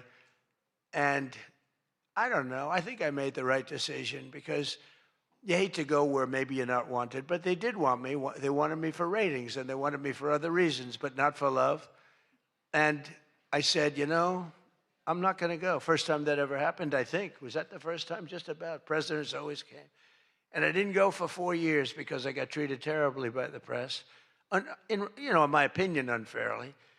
I know unfairly because I know the facts, but I got treated unfairly. I didn't go. And this year, I was called by your president and your chairman and all of the people, and they said, we'd like to do it. And I said, you know what? With time goes by, time passes, and you sort of look at life a little bit differently. I said, let's do it. And I didn't know it was going to turn out the way it did. It turned out to be the biggest event in the history of your day. That was by far the biggest, right? For all the wrong reasons. But as I said before, a lot was learned from that evening. So much having to do with so many different things, including security. But it's an honor to do it. This is my first. I mean, I've been to it numerous times, but as president, I haven't been here. And I'm glad. And they said, would you do it next year? I said, I will be back next year. Now, if you get really, really nasty, maybe not. I don't know. But we're going to be back next year. And Jackie will treat me very bad. But this year, the association decided not to have a comedian, so they considered using Jimmy Kimmel, Jimmy Fallon. These guys, they're terrible. They're terrible. Stephen Colbert. These are people without talent. They get a lot. They have talent. You know who has talent? Their agent, getting them the money they get. They have no talent. But they are not comedians. They're not funny people. They're angry people. They're sick people. But the association really put on a big show, and they have somebody very special. I look forward to seeing him. And so they thought about going with a professional clown for entertainment, but Adam Shifty Schiff was not available. You know, he's known, I called him, I hate some people, you know, I shouldn't say this, I'm not supposed to hate, I'm supposed to love everybody, but he's a terrible person, he's a liar. And I called him Watermelon Head because he has the largest head I've ever seen with the smallest neck, pencil neck. How does that big, fat, ugly head stand on a little pencil neck? And then I'm told that even Rosie O'Donnell reached out from Ireland. She really wanted to be here in order to honor me. She loves me very much, and she was desperate to come back to the United States and pay her respect to Donald J. Trump. But that didn't work out, unfortunately, because nobody wanted her to come back. But she's one of the greatest sufferers of Trump derangement syndrome. She's a sick young woman, sick older woman, I guess now I have to say. So instead, we're honored to have, for entertainment, the very talented mentalist, Oz Perlman. And everybody, they said, are you going to stay? I said, yeah, I'll stay. I mean, I think I'll stay. What the hell else am I going to do? I've got Iran, I've got this, I've got that, which is all going extremely well. Don't believe the fake news. You know, it's the only thing we were talking before, I said, so we've hit Iran very hard. Their Navy is gone. Their Air Force is gone. 250 jets, no longer. 159 boats, good boats. In fact, I said, why the hell didn't we keep them? We could have used them. But 159, but all at the bottom of the sea. They have no radar.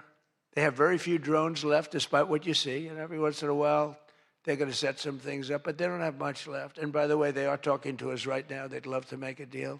I don't think they're ready to. I don't think it's time yet, but I'm willing to listen. But they cannot have a nuclear weapon.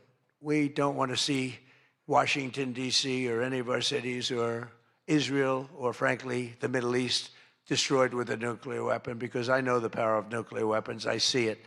I get to see it. We're not going to let that happen. So this is all about we will not let them have a nuclear weapon.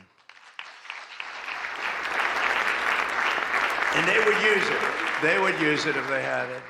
But Oz, I do have one question about what happened that time, because he was there. How the hell did you not see that coming? He sees everything. He sees everything. He's telling me about your grandmother and your this. Why the hell didn't you? We got to ask him that question when he gets up here. Why didn't he see that coming? But of course, this evening, it's really all about the fake news media and your handling of prizes, and writing and producing and performing made-up stories like the Academy Awards. You know, Academy Awards used to be the epitome of ratings. Outside of the Super Bowl, it got the second most ratings. Now it's down in the dumps. Nobody wants to watch it anymore because they took on Trump. They hit me all night long. They hit me. The winner is so-and-so. I want to talk about Donald Trump. I hate this man. Nobody wants to hear this stuff. Right, Peter? Nobody wants to hear it. You ever see the ratings? They used to have 48 million people. Now they have 2 people watching. But they'll learn their lesson. But I want to personally congratulate CNN's Caitlin Collins on receiving her award. It was all about me. It's a fake. She shouldn't get the award. It was a fake. But I didn't mind. I said, Caitlin, congratulations. But it was fake. There's no question about it. But she's a young, attractive woman. She never smiles. I said, Caitlin, do you have a smile? Smile. You have a nice position. You're at CNN Fake News. You should be a happy person. So smile, Caitlin. Just smile. But we attack, and I thought Caitlin had really made it big with a major new sponsorship, but then I informed her that it wasn't her on the Bud Light can. It was Dylan Mulvaney. And Dylan Mulvaney cost Bud Light $35 billion in market cap. That was the worst commercial ever made, by the way, for those few people that want to hear that.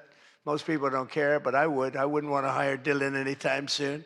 Think of it, they hired Dylan Mulvaney, and their market cap has gone down by $35 billion. Who wrote that commercial?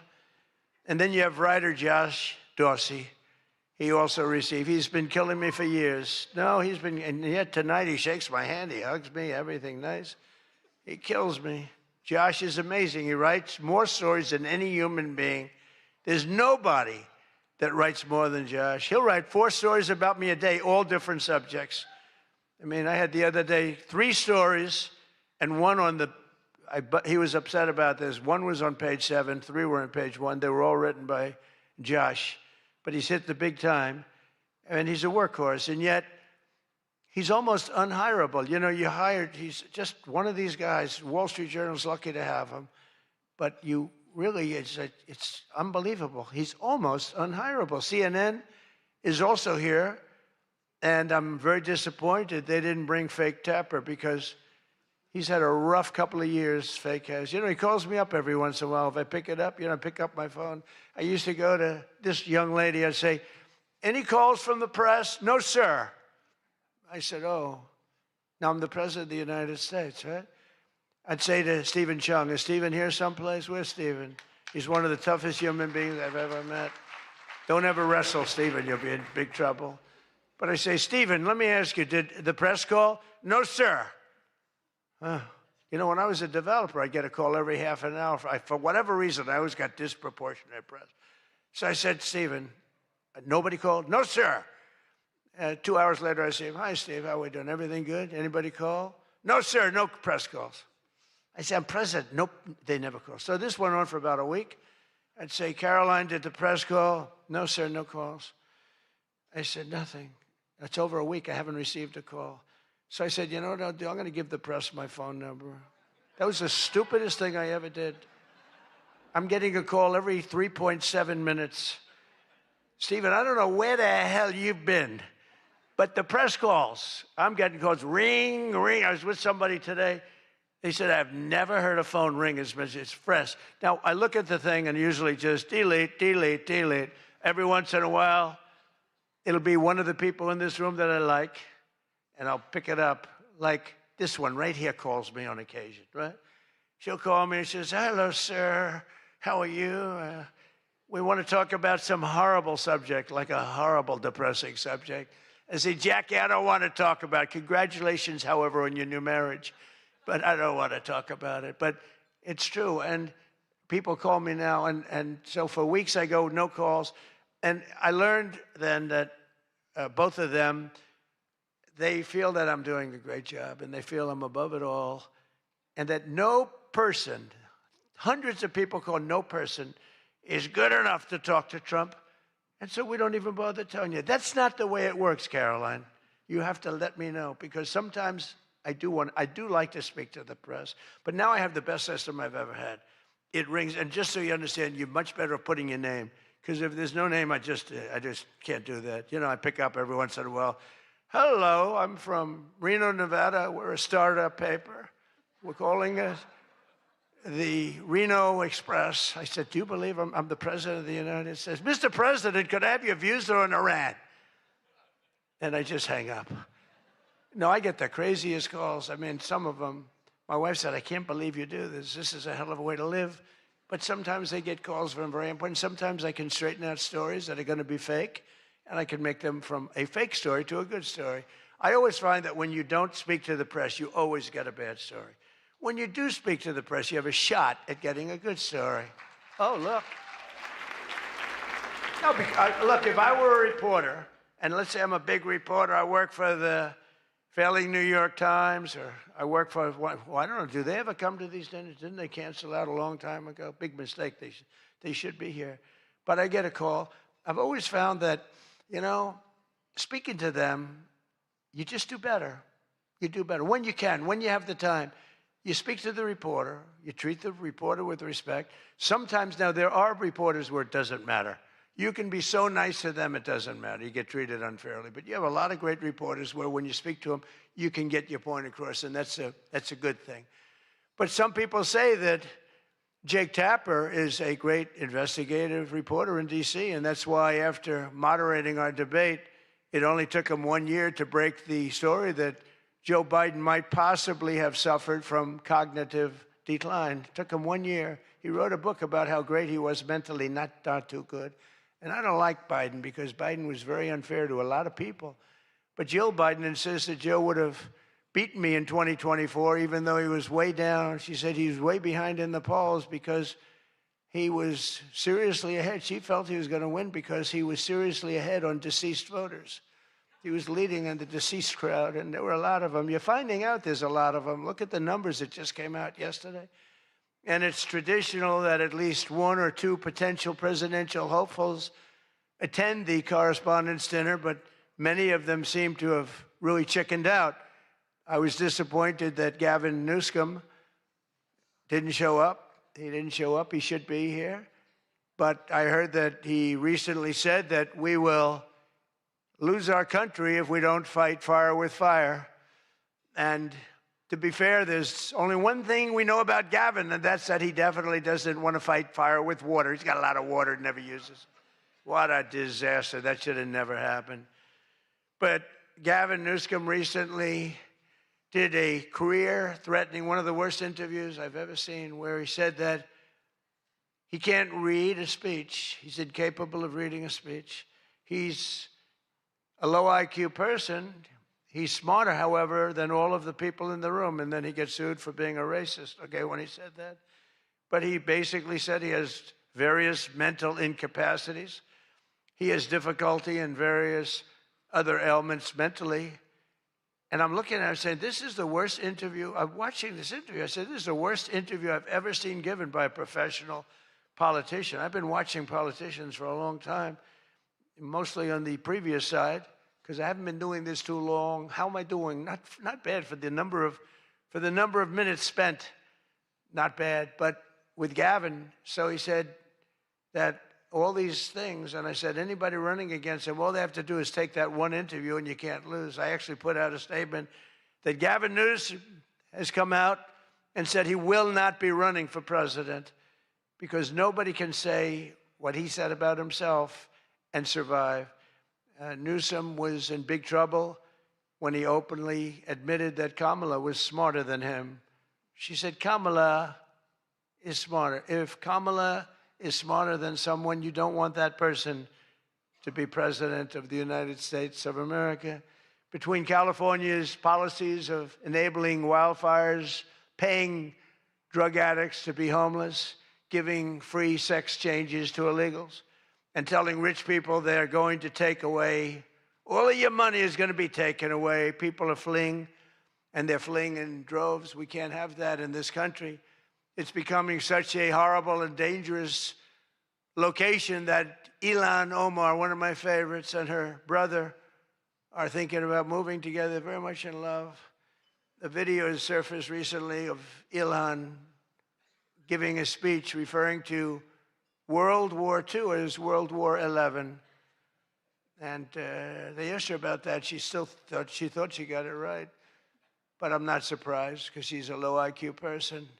And she's also a very dishonest person, and she ought to get the hell out of our country. She shouldn't be here. She shouldn't be in our country. She also calls her brother husband number one. Omar is reportedly being investigated for fraud. She revised her net worth. I was shocked to see that she was worth much more than $30 million.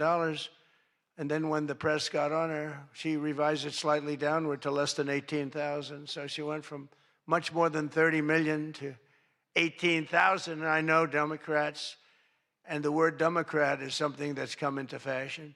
I changed the E with a U, and most people don't know that dumb has a B, so we don't have to worry about that.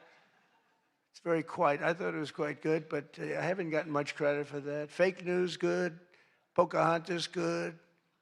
I won't say Lion Ted because he's on my side. I don't talk about past conquests, but we have a lot of them. I won't talk about it.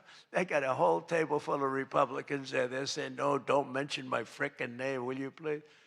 But we've had a lot of good names. But the Democrats are there to destroy wealth, and honestly, they've gone absolutely crazy. Gavin Newsom's not only a man who really wants to run for president, he's doing a bad job running a state. You can't have somebody like a J.B. Pritzker, who I understand is not present, sadly, but, some people say, never use the fat word.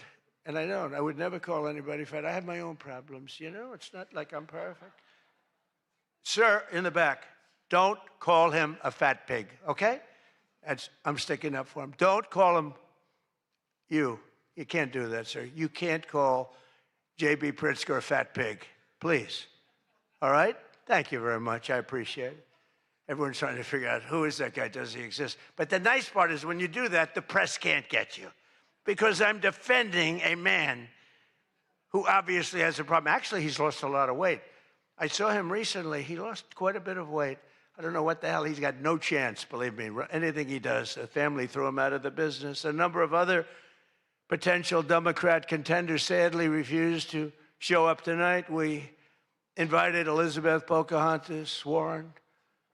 She's referred to Pocahontas because, in fact, I had to apologize. People came up and they said, we want you to apologize to Elizabeth Warren for calling her Pocahontas. And I ended up apologizing to the real Pocahontas. But Elizabeth Warren was supposedly of Indian heritage. And then she took the test and she only had 1,024th Native American. And I said, you know what? I think I'm more of an Indian than she is. So this is what we have to deal with. But Senator Warren did not accept our invitation to debate. I wanted to debate her on various and sundry things, and she decided not to do it.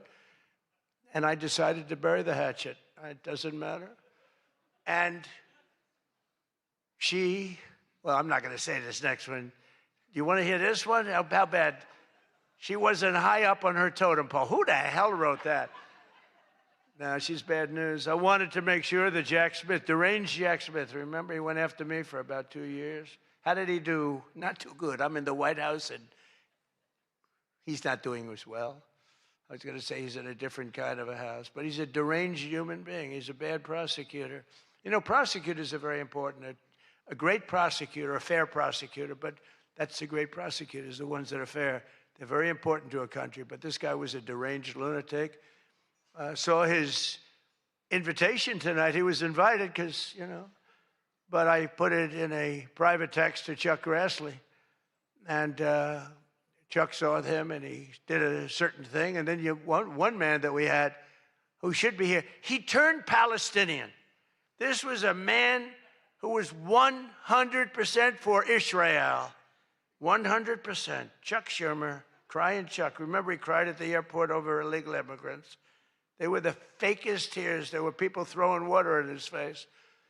But now he's a proud, very proud Palestinian. In fact, I'm going to send him a beautiful Palestinian outfit tomorrow so he can greet Bibi Netanyahu when he comes to town next week, along with the mayor, who I'm sure would love to meet Bibi. They're not treating Bibi too well, but Chuck wanted to join us tonight, but he didn't want to be violating many parts of the Palestinian rules, regulations, and certainly he didn't want to violate Sharia law, his new founding. And all joking aside, I do think we need term limits in Congress. I think term limits are very important because I see what's happening. I see what's happening. The other day, a senator I knew got a text, a great guy, from his wife. And she said, when you get home, I want to have you immediately come up the stairs and make love to me. And he said, I can't do both. You know what? You know, in other words, you can't go up the stairs and make love. Does anybody get that? Well, I thought that was actually pretty good. That was actually the only thing I thought was good in this whole frickin' stupid speech that they wrote. That was the only good one, and that went down with not exactly great laughter. I think, you know, in other words, you can't go up the stairs and make love, too, you know. So we're looking for term limits. Does anybody understand this stuff? But I really do wonder whether the Democrats are trying to lose the midterms. In Maine, they nominated a guy with a Nazi tattoo. But don't worry, Democrats. Word is that Plattner's replacement, he throws bottles at women. This guy throws bottles. This guy's another lunatic, by the way. Although I think Plattner might have done surprisingly well because we're in the age of Trump. Call it what you want. People can do well today. Platner, I don't know. But, you know, people don't have the guts to stick it out, but it looked like he was guilty of a lot of stuff. He certainly didn't defend himself very well. In Texas, the Democrats are running a candidate named James Telefrico, who hates guns, hates oil, hates sex, hates women, and who said he is, quote, a Christian who hates Christianity. Other than that, I think his platform is quite good. And that means that he's not going to do very well against Ken Paxton, who hopefully in Texas is going to win. But Telefrico, he's Alfred. You know what he looks like to me? Alfred E. Newman. Do you remember Alfred E. Newman, Mad Magazine? I said, that guy is Alfred E. Newman. Can't imagine he'd win. Well, I have all of the press here in one place. I have to say that we're having an amazing load of accomplishments that the media never talks about. For example, under my administration, a once feared and powerful regime that relentlessly attacked America has finally been toppled. Their former leaders have been removed, and they're now being run by a gay dictator facing internal divisions. But I, for one, wish Barry Weiss all the best at CBS News. She's a wonderful woman. Most of the press lives here in Washington, D.C., and you should be thankful for me for what my administration and I have done to make our nation's capital, which was one of the most dangerous and unsafe cities anywhere in the world, one of the safest cities in the United States. Crime is down 88%, and our capital is shining again with 62 monuments, statues, water fountains looking more beautiful. The graffiti's all gone. The tents are all moved out of the parks. The fences are all done. Our capital looks like it's really in good shape. And people coming here, people in the White House, they work in the White House, they all say, young women, young guys walk up. They say, thank you, sir. 2 years ago, we lived in a dangerous city. We lived in a city where 150 people were killed a year. And now we have almost a crime-free city. Our National Guard has done an incredible job, and we've removed over 5,000 career criminals. You know, we removed, there's one stat, I think it's a great stat. It's to me, it's fantastic.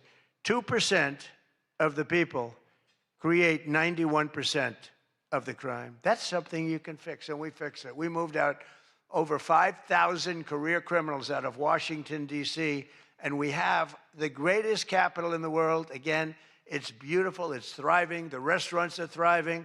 You couldn't get into a restaurant because they didn't have, all the restaurants were closing. And if you even got in, you felt unsafe. People were getting into Ubers and they were being attacked when they were in an Uber. It's not happening anymore. We have tough, smart people, and they have done a fantastic job. Washington, D.C. is safe again. You can't get into a restaurant. The restaurants are opening up. They're opening up all over the city. They can't get, it's the exact opposite. They can't get space. But mostly I've given up on you and the media so that now I just gave up on you and I'm #1 on TikTok. Did you see that I'm #1, Stephen? Is that true? I'm #1 on TikTok. So how could they be so bad? 520, think of this, 425 billion views. Can you believe that, Peter? I mean, let's go, Peter. I gave up on you people. I gave up on traditional press. And it obviously worked because we did win in a landslide. I mean, somebody's got to be saying something good about me. But TikTok, good old TikTok, and I was able to get it sold to a group of very wealthy people, mostly Americans. I was told President Xi, who's a man that I get along with very well, he was a hard no for the sale of TikTok. They all said he's a hard no. I said, well, let's put your group together. They put it together, billions, hundreds of billions of dollars. I called up President Xi. I said, President, look. These are American people. They're wonderful people. In fact, one of them happens to own CBS, actually. I mentioned his name. I said, these are wonderful people, and it'll be a good thing. Does it mean anything, President? It's nothing. It's nothing. They love your country. We'd love to see you approve the deal. And he goes, all right. That was it. It was done. And we sold TikTok. And he's a friend of mine. And he's not contributing to problems like other people contribute to problems. So we get along. But we made the deal. But #1 on TikTok is Trump, and that's probably why we won. But for all of the trouble that you give me a lot of trouble, a lot of heartache.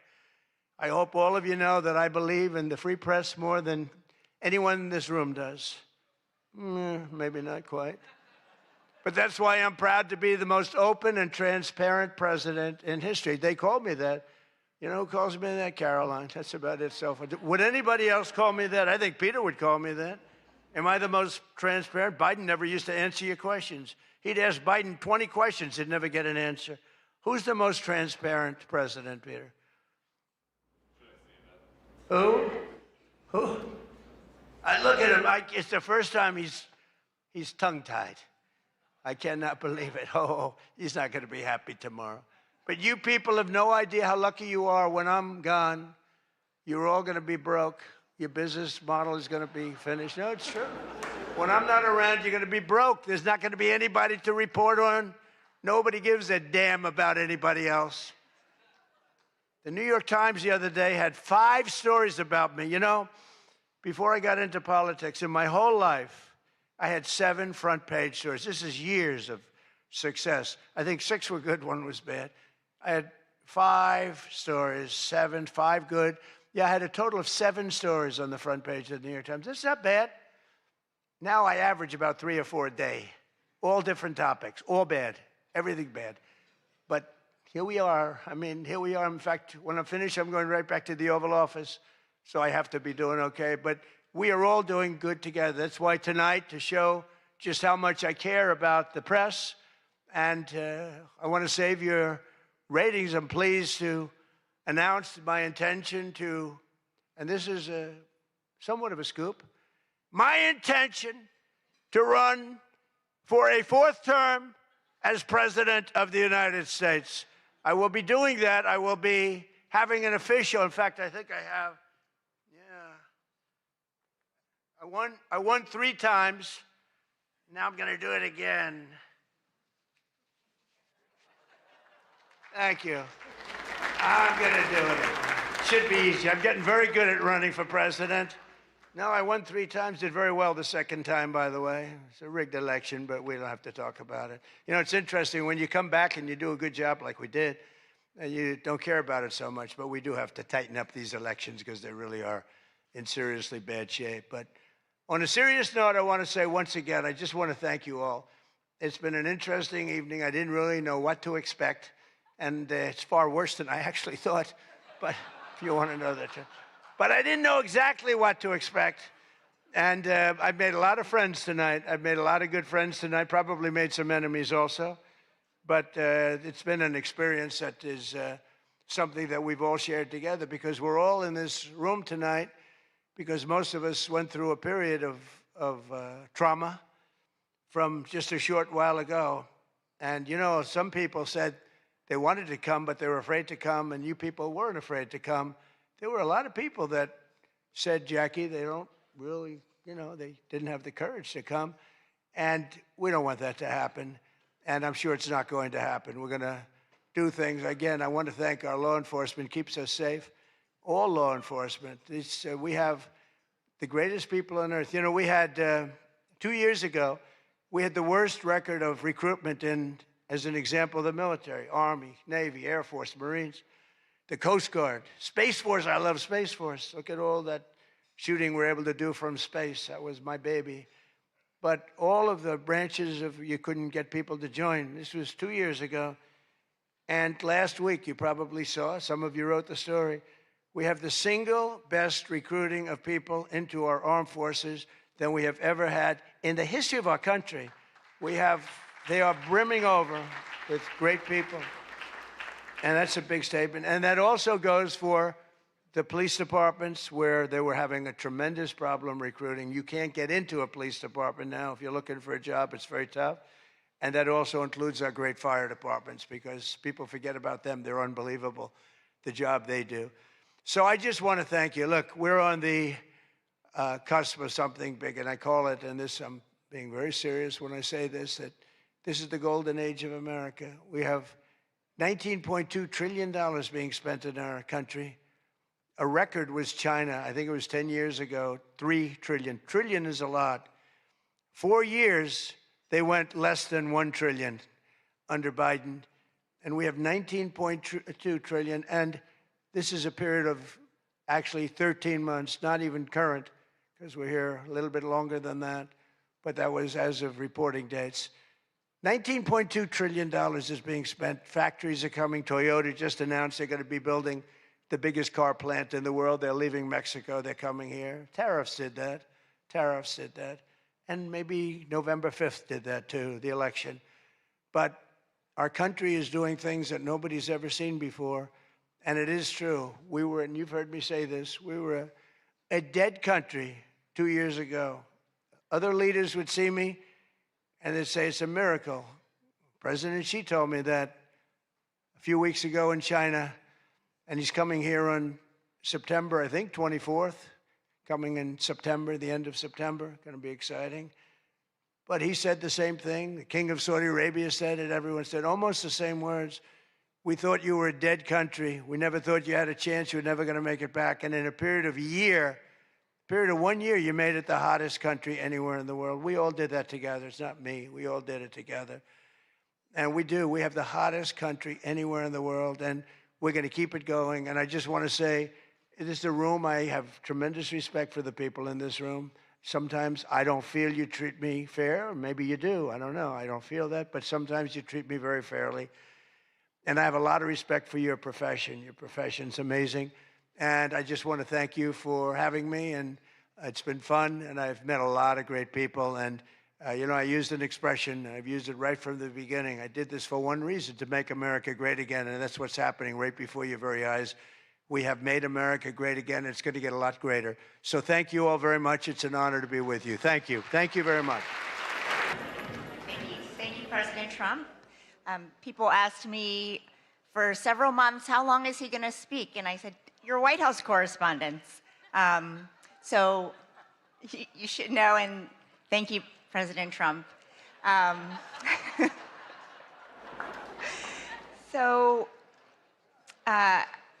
This night is all about the First Amendment. And tonight it was on full display. And I just want to congratulate all of our award winners again. My friend Caitlin, who has a beautiful smile, and Josh Dawsey, who is one of the most prolific journalists of our time. That is true. Okay, now we're finally going to answer a question people have been asking since I announced he was coming to the dinner back in February. What the heck is a mentalist? The wait is over. Please welcome Oz Perlman. Give it up for mentalist, Oz Perlman. The mentalist on people's minds is Oz Perlman. How did you get that? Who are you thinking of at this very moment in time? Who are you going to talk to this week? Vince. Vince. Yes. Open your hand up. No. Oh my God! Look in your hands, Aaron. Albert Einstein. Okay, that I can't even host the show anymore. That's the craziest shit I've ever seen in my life. Who is she? Oprah Winfrey. Say hello to Miss Oprah. Whoa. Winfrey! Oh my God!